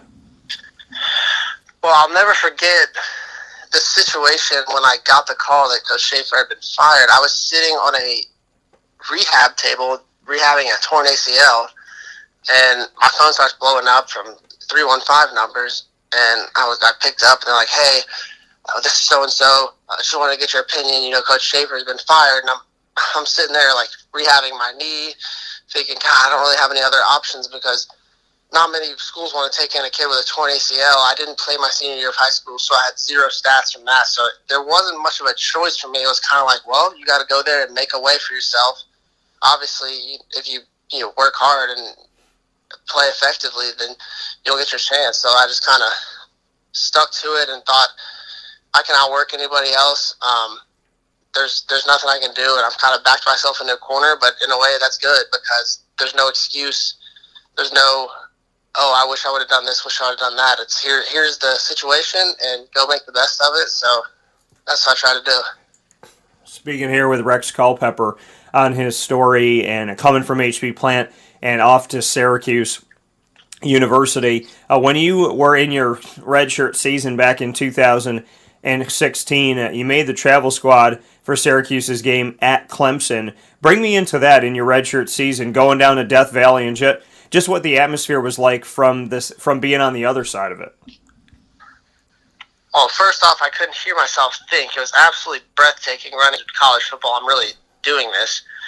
But I was, like you said, I was redshirting, and only 2 quarterbacks traveled that week. So Dungy and Austin Wilson were the 2 quarterbacks, and then I had traveled because I was redshirting, and they allowed me to travel to 1 game, so of course I picked Clemson.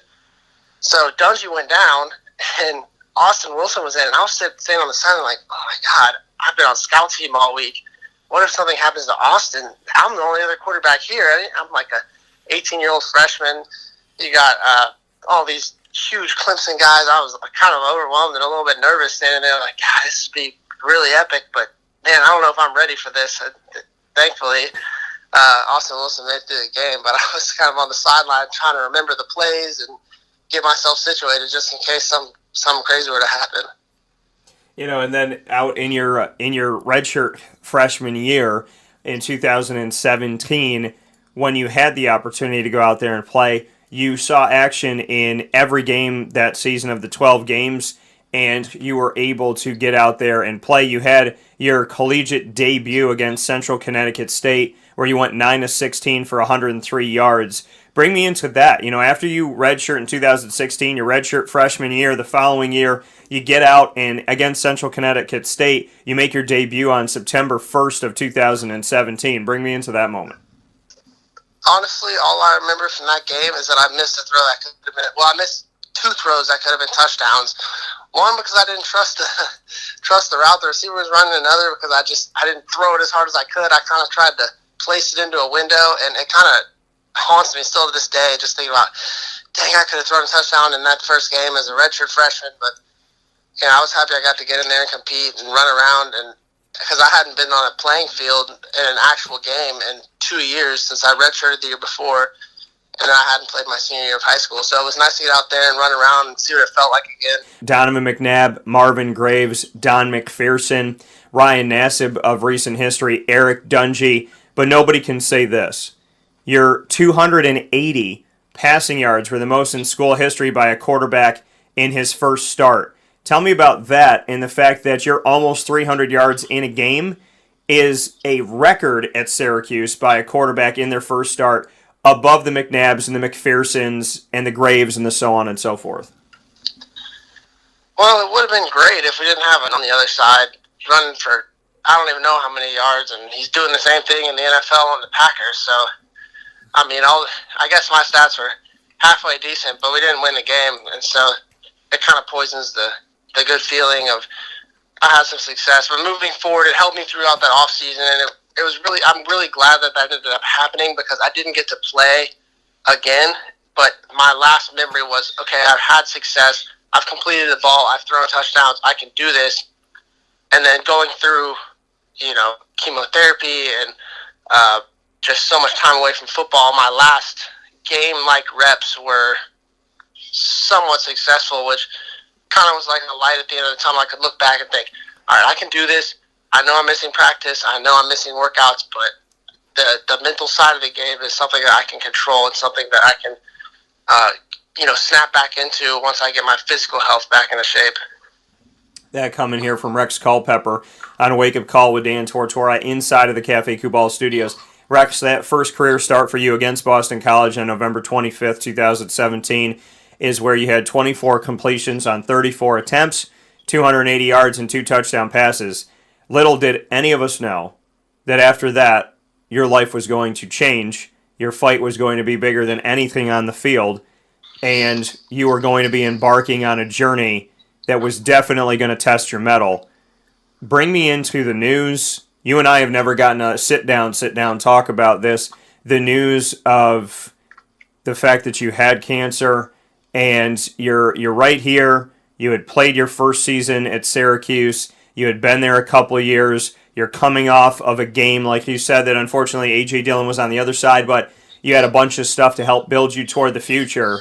And then your future comes to a screeching halt, and it's not just the game of football, but it's life that comes knocking at the door saying, hey, we got to take care of something. Bring me into that. So I think that, at least for me, and I feel like a lot of football players relate, you get tunnel vision when you get into the season, and all that starts mattering is each game or each practice, each rep, and you kind of lose sight of everything else that's going on around football, the personal struggles of other people, teammates, coaches. And so when my life did come to a screeching halt, it was kind of a surreal moment again at first, because I had teammates reaching out to me left and right. Anything I can do, like, I'm so sorry, bro. When you come back up here, like, we're going to make you feel just at home. And that's when you really start to, like, learn how solid your team is and how you can lean on those guys. Because you don't, when you're going through chemotherapy, you don't have much social interaction. You don't have friends, really. It's hard to, you don't feel like walking around the hospital and talking to people and being social. So having that camaraderie behind and already established with my team really helped me to not feel lonely. My parents were there every step of the way, but there's something to be said about, shooting the shit with your buddies and talking about what guys talk about. And so it gave me a big boost to be able to keep leaning on those guys and still feeling like I was a part of a team, part of a locker room. And it's a special experience that, here I am away from the game, and that's something that I miss. How did you handle it? I mean, when you initially got the news, what was your reaction? How did you take that moment in your life, a moment that obviously none of us anticipate will happen to us, pray that it won't happen? How did you handle that? Well, it wasn't dissimilar to the phone call I got from the Syracuse reporters talking about, hey, Coach Schaefer's fired.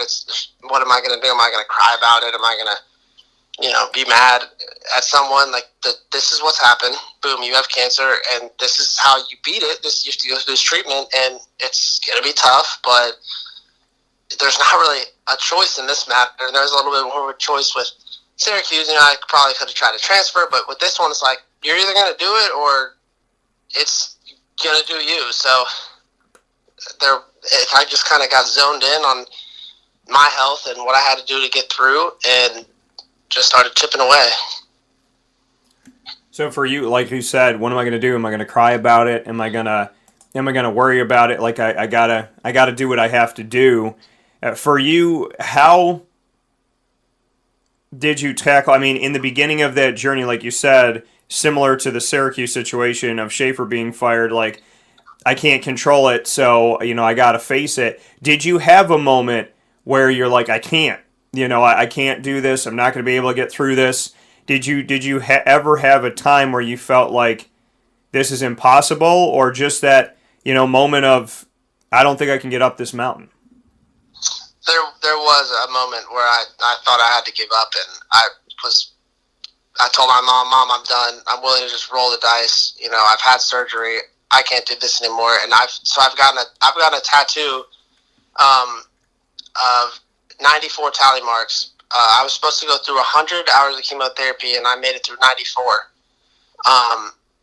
And the 27th tally is red, allergic reaction to a chemotherapy drug, which is very uncommon. Usually you go through week 1, and if you're not allergic, it's a smooth trip.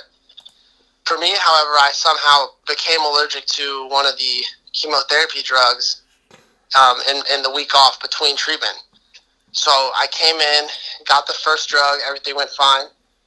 got the second drug and started going into anaphylactic shock. And nurses rushed in. My mom, thank goodness she was in the room and could sound the alarm because I couldn't even force air out of my mouth to scream. So they all rushed in and they gave me a bunch of steroids and brought me back down and kind of settled me in. And that day I didn't finish chemotherapy. And that the rest of that week they were basically scared that I was going to go back into shock. So they had to up my dosage of steroids. They had to up my dosage of Benadryl.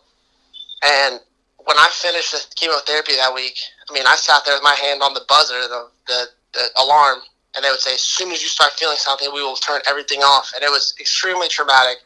I was coming down off so many different drugs because, you take too many steroids, then you start having anxiety, so you take anti-anxiety.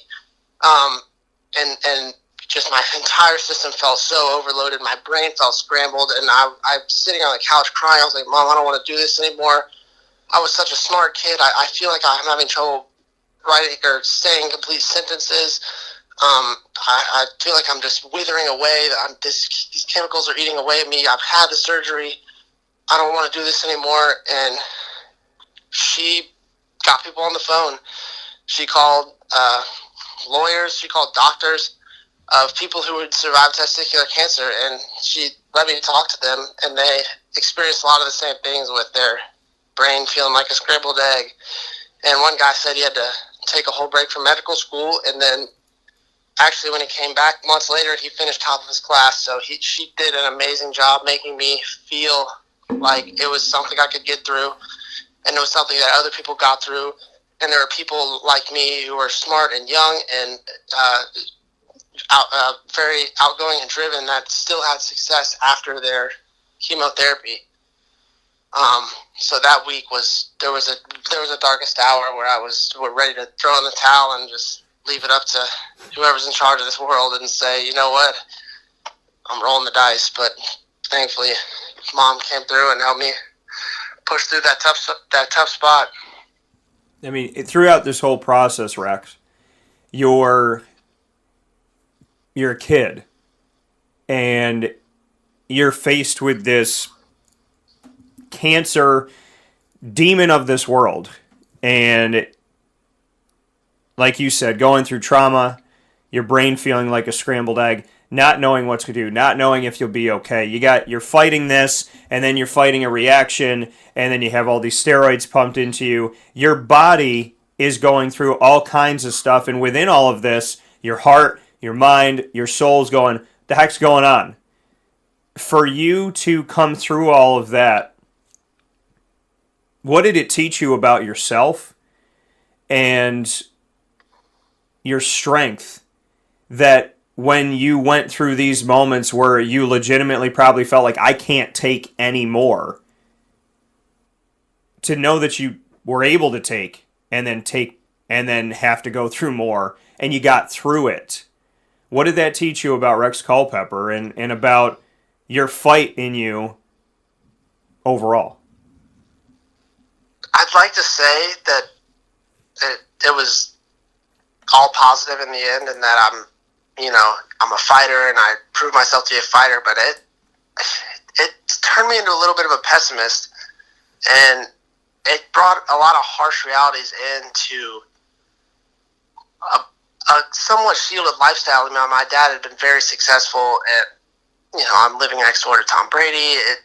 I've never really had to face struggles like that before, and it just kind of gave me empathy for a lot of people, because every time I would talk to someone, it seemed like everyone had a link to someone who had gone through something similar. And so when I kind of came out on the other side, I was like, man, this world is a tough place, and people are faced with I've gone through something that's not even 1/10 of something that other people go through, and it made me have a lot more empathy and a lot more understanding for what people go through and how emotional and how hard things can be. While it kind of instilled strength in me, knowing that I could get through it, I didn't really doubt myself the entire time. there was the darkest hour, but ultimately I knew, okay, if anyone can get through this, I can get through this. But the real lasting effects was just this empathy towards other people. And, you know, it's like if you're driving down the road and someone's hauling ass behind you and they pass you or cut you off, you might, you know, scream curse words at them and, this guy's, you know, he's driving like an idiot, but, you know, maybe that guy's on his way to the hospital with his kid and some emergencies happen. It just kind of made me start to think about having more empathy towards people and the struggles that we all unfortunately have to go through on this earth. So it wasn't quite the rosy picture that you might have thought. That was more the effect it had on me. Speaking here with Rex Culpepper here on Wake Up Call with Dan Tortora this morning on TGIF inside of the Cafe Kubal studios. Rex, you just gave a very honest reality of going through trauma, going through cancer treatment or any type of adversity that, you know, it has made you kind of think at times pessimistically. It's made you, like you said, I want to say it's all roses and daisies, but, you know, you might be sitting there saying, why me? Why did I have to go through this? Why did this have to happen? If it happened at any time, why did it happen when I was playing? Why didn't it happen when I was redshirting? Why didn't it happen before that, if it had to happen at all?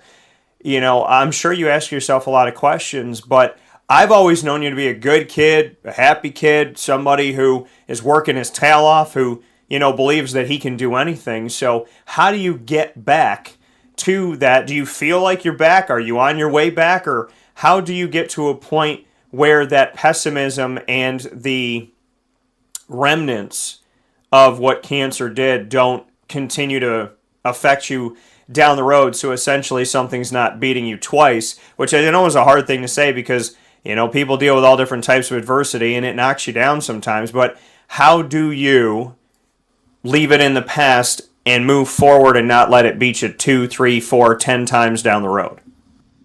Right. Well, for anyone listening, I'm definitely back, and if there's anyone out there who's going through chemotherapy or testicular cancer, I've been in the best shape of my life. Post-cancer was better than the best shape of my life pre-cancer, so there's not the lasting effects physically whatsoever. But I was, like you said, you've always known me to be a hard worker, and that's kind of what I just trying to turn it into motivation. I tried to think to myself, man, you've been dealt this tough hand, so let's beat it. You know, don't let life win. Bad things happen, and you either kind of give into it and say, well, you know what, I had cancer. No one's going to look at my football career and say, oh, you know, there was an excuse for me, basically, is what I'm saying, is I could have never played another down, and the story would have been written that, you know, he came out, he played one game, he got cancer, never played again. But in my head, I didn't want to let the cancer win. I didn't want to let other people down who were going through the same thing as me. I mean, I would go to the chemotherapy ward, and there would be little kids in there with worse cancer than me, and it was like, man, I feel like I have a duty to someone that might be going through a struggle like me to show that I can come out on the other side of this. I can be in better shape than I've ever been. I can play college football.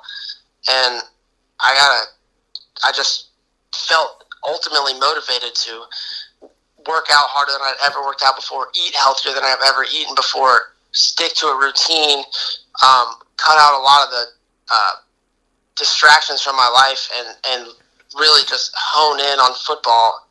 And, you know, I lost 15 pounds.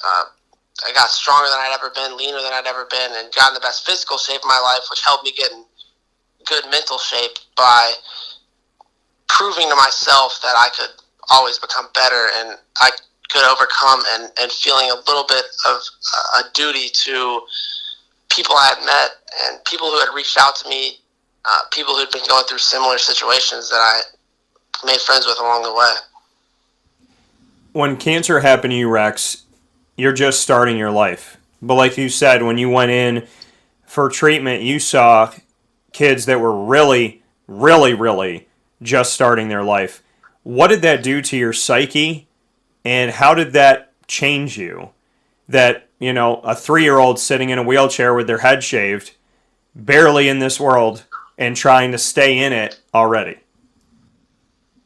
That's kind of what I was talking about with the pessimism. It's dark. It's hard to see things like that, and my hat goes off to people who work in the hospitals and have to learn to live with so everyone has a story. Everyone comes in there and has a sad story, and someone like my mom's a very empathetic person, and it would be hard for both of us to hear what other people are going through, because we would feel, so bad for them. And my hat is off to people who can wake up every day and face the dark parts of life that no one really hears about. You go and watch the news, it's about who's winning the Super Bowl, or whose highlights are they showing, but there's some really tough stuff that goes on in this world. And the people who are fighting the real battles aren't the ones that are on TV. They aren't the ones that are getting the publicity. They're not the ones doing the interviews. They're the ones fighting for their lives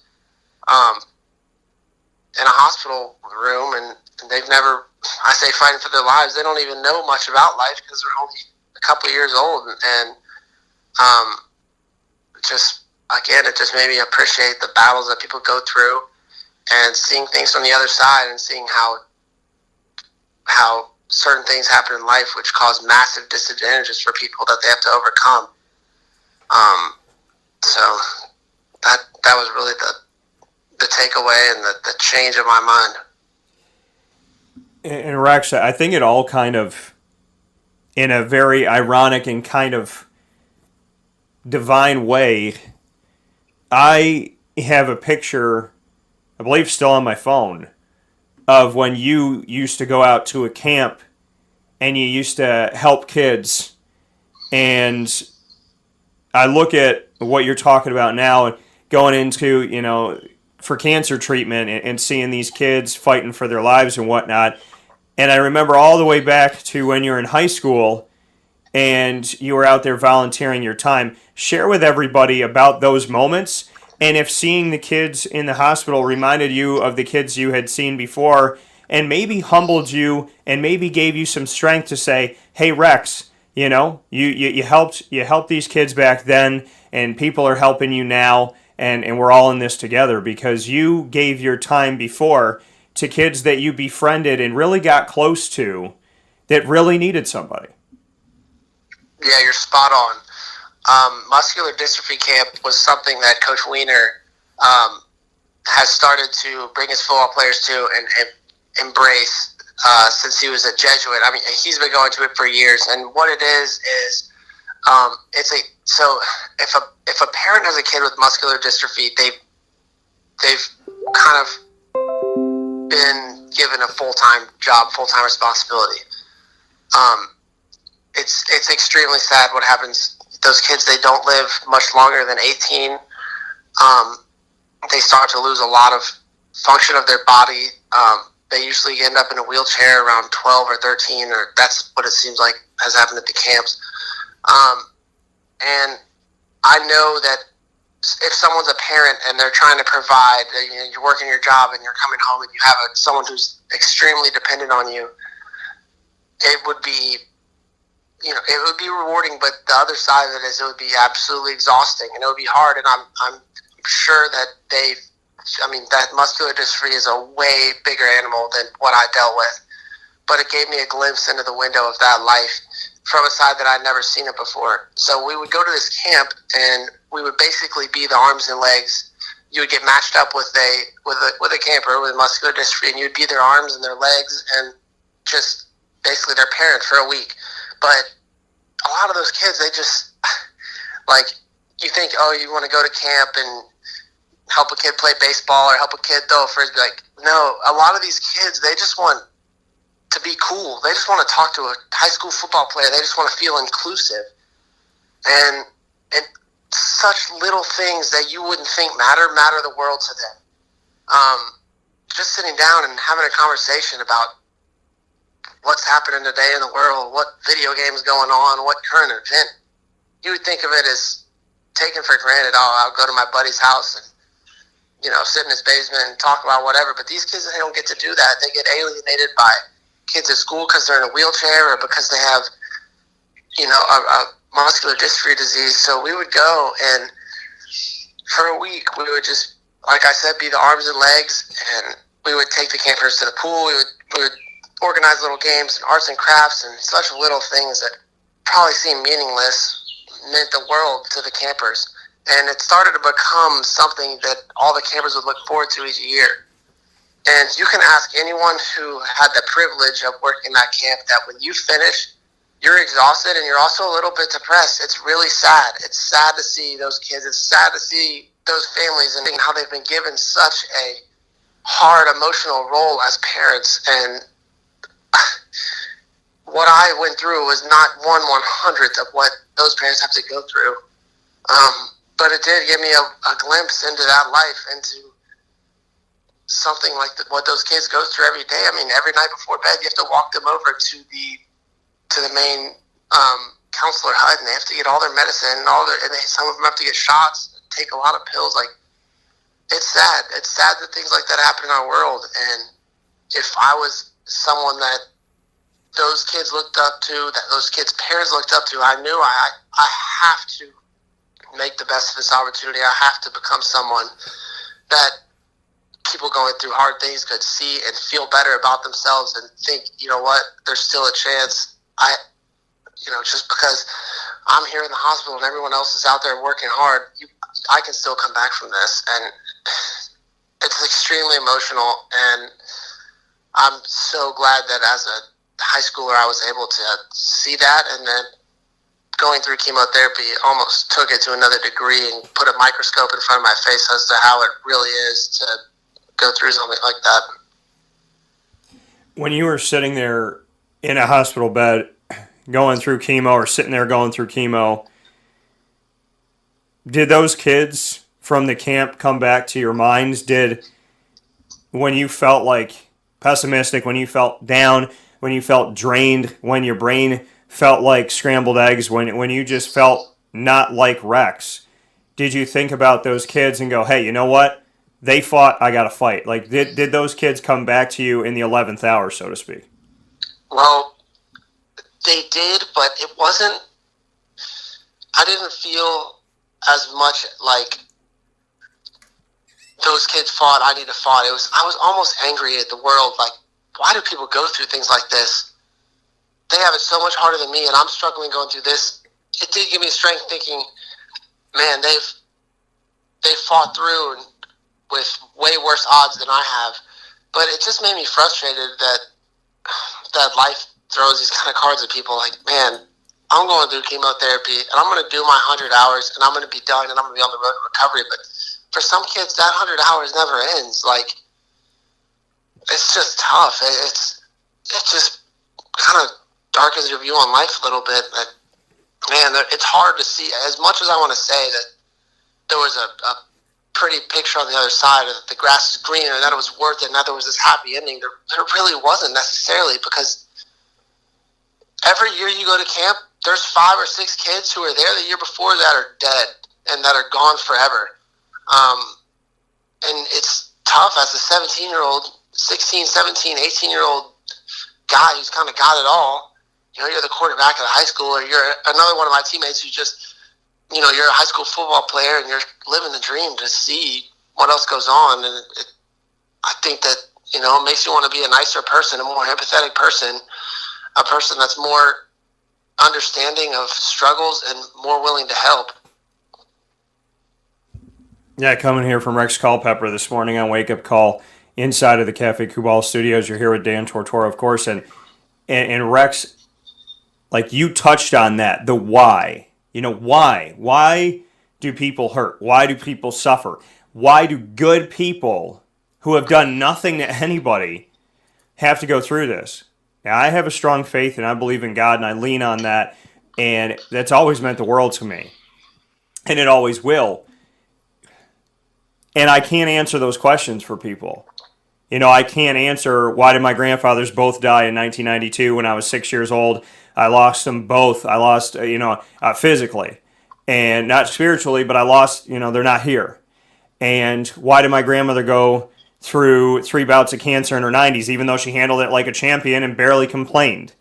I mean, I see this stuff. Why is my father, a father figure in my life, and Papa Joe, who lives down in Florida as well, like, why is he going through all the neurological stuff and having trouble walking? And he's gone through cancer treatment and different things while he's been going through the neuro stuff, and everything's affected this and this has affected that. And they've tried a million different things to try and keep him walking and keep him upright and keep him comfortable. And, he tells me recently he's always in pain. It's just what's the level? And you ask yourself the why, and we don't know. And I think it challenges us, and it tries to break us, it bends us, but I do believe there's something bigger out there. I do believe that God exists. I do believe that there's love out there, and love is real and can heal anything and heals everything. Rex, and I look to you because you're giving a very real take on life. And I appreciate it, and I respect it because, like you said, it's not sugar plums and rainbows and this and whatever. Like, there are these points where we really sit here and go, why? Why did this happen? And I think this past year, a lot of us said, why? Why weren't we ready for this virus? Why weren't we prepared for something to happen? Why do we have to do these things? Why do we have to wear masks? Why do we have to stay away from each other? Why are people taking more toilet paper and I can't get any for my family? Why are people selfish? Why is this polarizing? Why did it become a political issue when it should just be about humanity staying alive on the planet? So you've been through so much because you go to that camp, then you go through cancer, then you go through 2020. What did this year teach you? Because I sit here with this year sometimes and go, why are some people the way they are? And even when disaster strikes, if anything, some of them got worse. And I'm going, what is it going to take for you to stop and just be nice to the person next to you? What did 2020 teach you after everything you've been through? I'm really glad you brought that around the way you did, because I kind of wanted to say something about that, about how society is. And like you said, you want to believe that there's something greater, there's something better going on, maybe in the next life or after, we pass away. But like you said about society, it just makes me want to, or it just makes me think that even though there could be something bigger out there, and we could just be a piece to a bigger puzzle, people should be nice to each other and try to make the best out of the world that we have, that we know that we have, or at least we think we know that we have, because nothing else is really guaranteed outside of this. And everyone is going through struggles. Everyone, like you said, I tell you that I've gone through cancer, and you have multiple other family members dealing with similar situations. Everyone is very similar, and no one lives a life where there's no adversity. And 2020 has been kind of a ruthless year of the haves and the have-nots, and what some people have had to go through, whereas others have been a little bit more protected. And it brings out a little humanitarian in me, thinking like, man, if I wish people would see outside of their own life and their own, humans are inherently selfish, see outside of our own selfishness and realize that people are hurting, and to be nice, and that you never realize what a small act of kindness could do for someone who's going through tough times. And that's the thing, is they say you never know when you go to hold a door at a grocery store. You have no idea the person you're holding that door for, what type of day they had, what type of life they've had, what's going on. I mean, it's funny, but, I walked through a door one day that somebody probably held for me when, I was cheated on. When I went through a divorce, when my grandmother passed away, when my grandfather passed away, when my other grandfather passed away, when I didn't know what to do, when I felt, like I was just losing control. I I can't tell you how many times somebody held the door for me, or someone looked at me in the produce section at the grocery store and said, like, they just smiled or they waved or they said, "How are you?" And I wanted to sit there. It's funny like that, isn't it? I vividly remember multiple times of me feeling sorry for myself, driving away from the hospital, or riding away from the hospital. I couldn't drive after chemo, but riding away and like seeing someone in a wheelchair, like on the way out, or seeing a family helping a kid with a disability walking, and be like, you know what, I can't feel sorry for myself. People have it way worse. It was crazy. It happened multiple times when I would be sitting in the car at, just the lowest point of a whole day of chemo and feeling terrible and knowing you have to do it tomorrow, and then seeing something like you said that kind of brings you back. It's the reality check, and it just, everyone's going through tough things, and people have it better, people have it worse, but you have to try not to feel sorry for yourself, I guess, right? No, and I think it's very interesting, and I call them God incidences, not coincidences, but I think it's very interesting that what you just said. When you said, here I am riding away from chemo and I'm feeling sorry for myself, and I see somebody in a wheelchair. I cannot tell you how many times I have felt like, oh, this is terrible, or I'm worried about something, or I'm bothered by something, but I'm totally healthy, I'm totally well, I have all my wits about me, I'm just complaining about something because I don't understand it, or I don't get it, or it's not happening as fast as I want it to, or whatever it may be. And I would literally see somebody on the corner in a wheelchair. I'd see a little kid being helped to a front door. I'd see somebody with one leg. I'd see somebody with no legs. Like, I cannot tell you how in the moment, it was like I thought something, and then God was like, I'm going to show you life. Like, I'm going to show you life. And I would see it, and I'd be driving, and I'd see the person in a wheelchair on the side of the road, and I'm just like, where is this person going? Like, this is a main road. Are they wheeling all the way home? Where is home? They had groceries on their lap. And I'm sitting here going to myself, I'm driving in a car right now, complaining about something because I don't have control over the situation, because you can only control yourself. And I want certain things to go a certain way. And here's somebody going, at any given time, could stop pushing that wheelchair going, you know what? I'm done. I'm going to run in front of this car. Like, I'm over it. And you see these people that just, I had to be in a wheelchair at Disney for a few days because I injured my knee and it was easier to get around. And I remember saying to myself, I used to watch people in wheelchairs, and I thought, hey, if I get a bunch of, if I move my hands really fast and I get a bunch of, spins in, I'll be good. No. When you're on flat ground, you have to turn that wheel every single time. And I'll tell you, my upper body's strong as heck. But I would say to you in that moment, I was like, oh my Lord, I'm doing this. It's 90 degrees outside. I'm wheeling myself around. I had somebody try to take a picture in front of me at Disney. I was at Hollywood Studios. This guy was trying to take a picture. I'm trying to get in to see something. I got nobody there with me. The person that I dated at the time could care less about the fact that I was in the wheelchair and had an injury. So I'm there by myself, and I'm trying to move forward, and this woman looks at me with her kid, kind of like, oh, look at him, like maybe I should help him, but she didn't, and then she kind of did, and this guy wanted to get a picture. My foot is out, my injured leg is out, so my foot's all the way out. This guy kicks the wheelchair, steps over me just to take a picture, totally blocks me, and could care less about anything. And I remember sitting there going, I'm in this wheelchair for a couple hours. There's people that are in this for life, and there's people that are always standing in front of them going, yeah, I need to get this picture, so you need to get out of my way. And it gave me such a different view that now that I'm sitting on the phone with you this morning, I'm going, Daniel, Michael, Justin, Tortora, you need to think about that moment every time you have a moment and realize that, when I was in that wheelchair for 3 days, I really saw things that will change your life and make you want to walk up to somebody in a wheelchair, pick it up, and carry them, because you just get it. You get that it's not fair and it's not okay.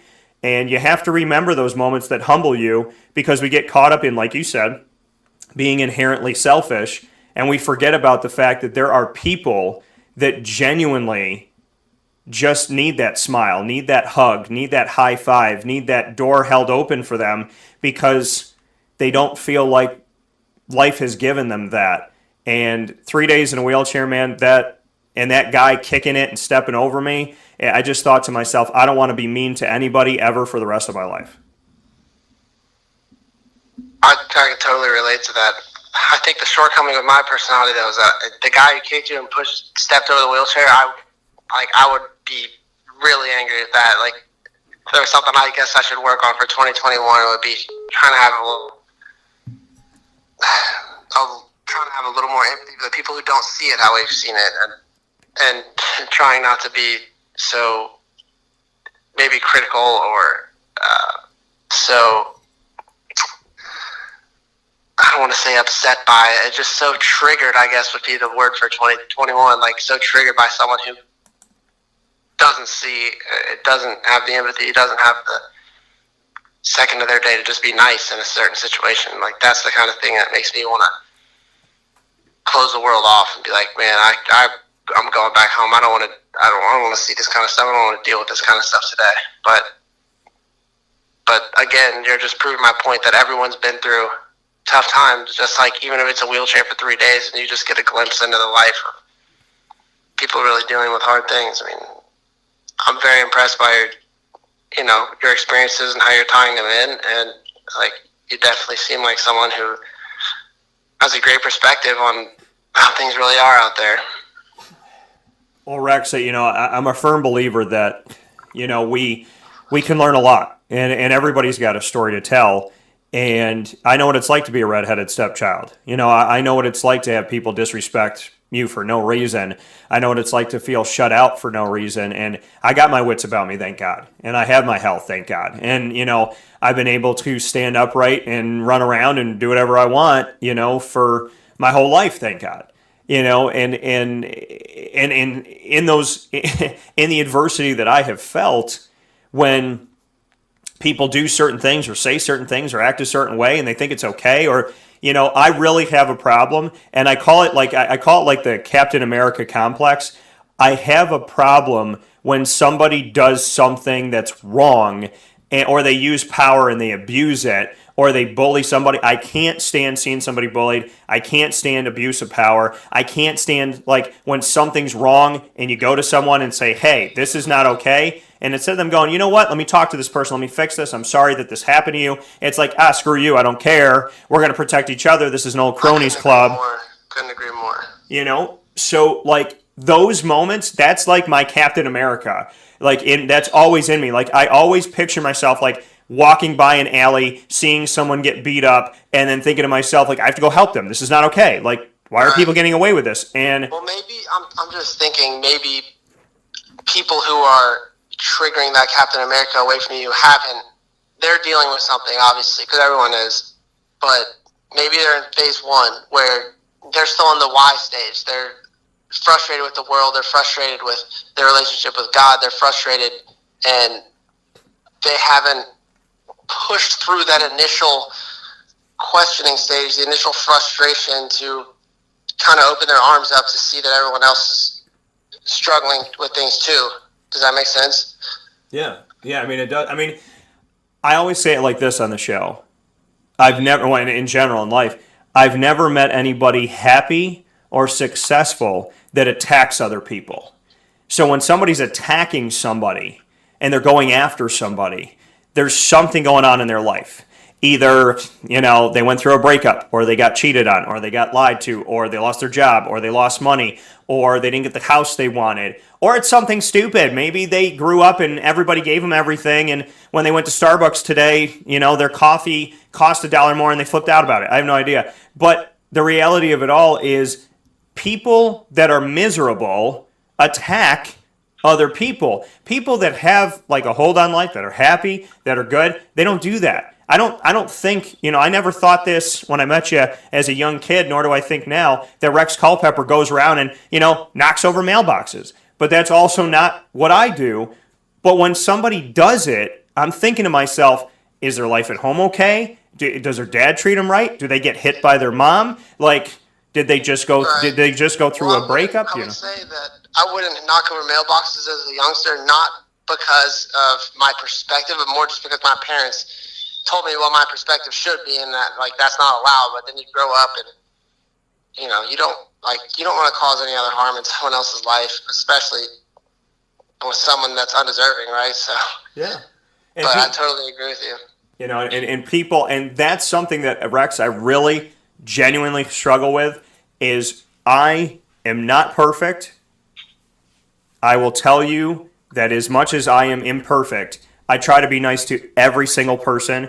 I never try to cause a problem with anybody. And when I do my job, I do it to the best of my ability. I live my dreams. I love my life. I'm a big kid. I don't think I work a day in my life. And I will tell you that when people try to keep me from doing what I love, they try to keep me from my job, they use power abusively, I struggle with that so much. And I know I got to remind myself, like, hey, I'm living the dream.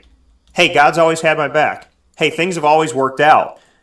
I'll tell you that, like, I've gotten really good at it, but there's a little part of me that when somebody does something dirty, either to me or to somebody else, I stop and I'm like, what did we do to you? Like, none of us have done anything to you. We don't even talk to you. And if we didn't have to deal with you, we wouldn't even speak to you. But because you're here on our path, we're cordial to you. But there's people that abuse their power, and I sit here and I struggle with it sometimes because if you bring it out and you say something about it, I've gotten reprimanded for somebody else breaking the rules. I've gotten yelled at for someone being disrespectful, that I'm disrespectful. And I shake my head going, I'm sticking up for myself and what's right, and I'm being told, shut your mouth and deal with it, from somebody that should be checking and balancing that. And I'll tell you that's been a struggle for me, is seeing myself or you or anybody get treated a certain way, especially when you're a good person and you're not doing anything to deserve that. Whatever's in that person's brain, whatever's making them do it, it's like, I don't care what it is, just stop. And I don't understand, because sometimes, and I'm sure you felt this way and people listening and watching feel this way, sometimes you feel like a total stranger or an acquaintance will single you out and treat you poorly when all you've ever been is nice to them. And logic minds and rational minds can never figure out that equation of why are people mean to people that are really good and they're just trying to do their job. Kind of reminds me, Coach E, our strength coach, he quotes a lot. It rains on the righteous and unrighteous alike. Life isn't perfect either. Life doesn't really care whether you're doing the right things or not. Bad things will still happen to everyone. So you kind of can't win that battle. You have to almost, for me at least, just accept defeat and know that things are going to happen, and that's just part of life. That's what we're going to deal with here on Earth, and you got to learn to live with it, or you're probably just going to end up in a bad mood your whole life, right? Yeah. That coming from Rex Culpepper here on Wake Up Call inside of the Cafe Kubal Studios. Rex, before I let you go, to take a look at the fact that somebody that I got to honor here to start off February, have gotten to meet him, build a friendship with him, and I really, really appreciate him very much. You got to win the first ever Jim Durin Courage Award back in 2018. You met Jim, who is a quadriplegic. He was involved in an accident, Miller Brewing Company, that could have taken his life and tried to take as much as it could, but it never took Jim's spirit. And today, being able to meet him all these years later, this man, he was a 20-something then, and now getting to see him, and he is a married man to a woman that, is his rock. He's got 2 awesome kids, and he's doing his thing. He's got a really cool dog. Shout out to Holly. And, he's just, he's an amazing person. What can you say about going through your struggle and then meeting Jim and hearing his story and then being honored with an award that's in his name? Well, first off the bat, I have to say that Jim is one of the most charismatic and great public speakers that I have ever gotten to hear. He spoke at our football banquet and blew everyone away. If there wasn't much of a tradition, no one really knew who he was. I didn't know who he was. I didn't even know I was getting the award. Because of course, we're going to this banquet and we just had 10 wins, so I'm dressed kind of like a jerk. I'm wearing like white Air Force Ones and a big like Hawaiian shirt. Oh, we're going to Florida. And then, man, Jim Durin comes in and he blows us out of the water with his speech. And it totally changed the mood of the entire thing. Guys went from joking around and making jokes and yelling at people up on the stage, yeah, give a speech, to like, wow, there is way bigger things going on here, and this guy he's a total badass. But Jim Durin is a perfect example of what I was saying earlier, that people go through such harder things than what I've gone through. Again, I had 100 hours. It took 3 months, and then I was on the road to recovery. And for someone like him, the road to recovery never ends. He'll never stand up out of that wheelchair and be able to be who he was before the incident. And you have to have respect for that. I mean, to come as far as he has, and to have a family and just be in the good mood that he's in, and it's amazing. And it's an honor to be able to learn from someone like that and interact with someone like that. And what an amazing human, being able to stay positive. He's an absolute role model to me, and he should be to anyone on the Syracuse football team as a reality check, to realize, there's things going on that are way bigger than football. That coming here from Rex Culpepper. Rex, there's so many things I want to talk with you about. I'll save a lot of this stuff for something, give us something to look forward to. But we've talked about adversity. We've talked about the dark days. We've talked about the hardship. What keeps you positive today, and what do you want to give people either going through, cancer treatment or coronavirus treatment, or are just fearful, have anxiety, have depression, gone through breakup, lost a job? There's anybody today listening and watching is going through potentially something, or has just gone through something, or will go through something. What positive reinforcement do you want to send to the world? Kind of maybe a central message or something that you live by. All right. Well, I'll give you something, and whether it's positive or not that's up to whoever wants to interpret this. But my advice to anyone going through adversity is, I'm not going to give you an empty promise that things are going to be better on the other side. I'm not going to lie to you and tell you that you'll be stronger because of it. It's just more that life is really hard. And I'm 23 years old. I know that people have gone through and will go through way harder things. I haven't had to deal with kids in my life. I haven't had to deal with a marriage. Like, I get that things can really pile up, and it is hard to make a living. It is hard to make money. It's hard to be happy. So what I would say, what my advice would be, is that to recognize that it's hard, and recognize that life is really tough, and try to make it better for other people around you, even when they're not gracious. And now we're all going through this together, and some people have it better than others, but if we could all try to just be nice to each other and make the world a better place, that maybe life wouldn't be as tough. I know it's probably impossible to ever achieve that, but you never know what small, nice gesture you could give to someone that would mean the world to them. So that's really what I have to leave with whoever's listening and whoever wants some closing thoughts.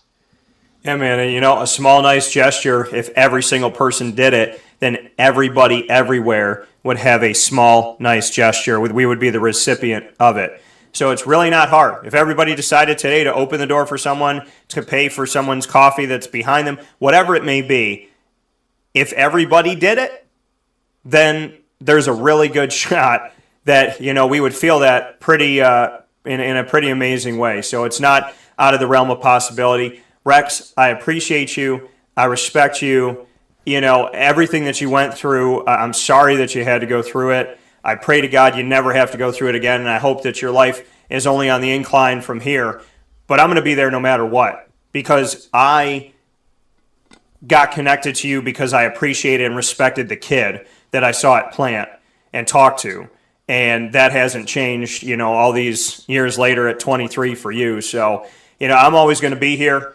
I'm always here to talk. I'm always here to, be a friend and be somebody that, is going to bring you positivity if you need it. So, and I'm sure vice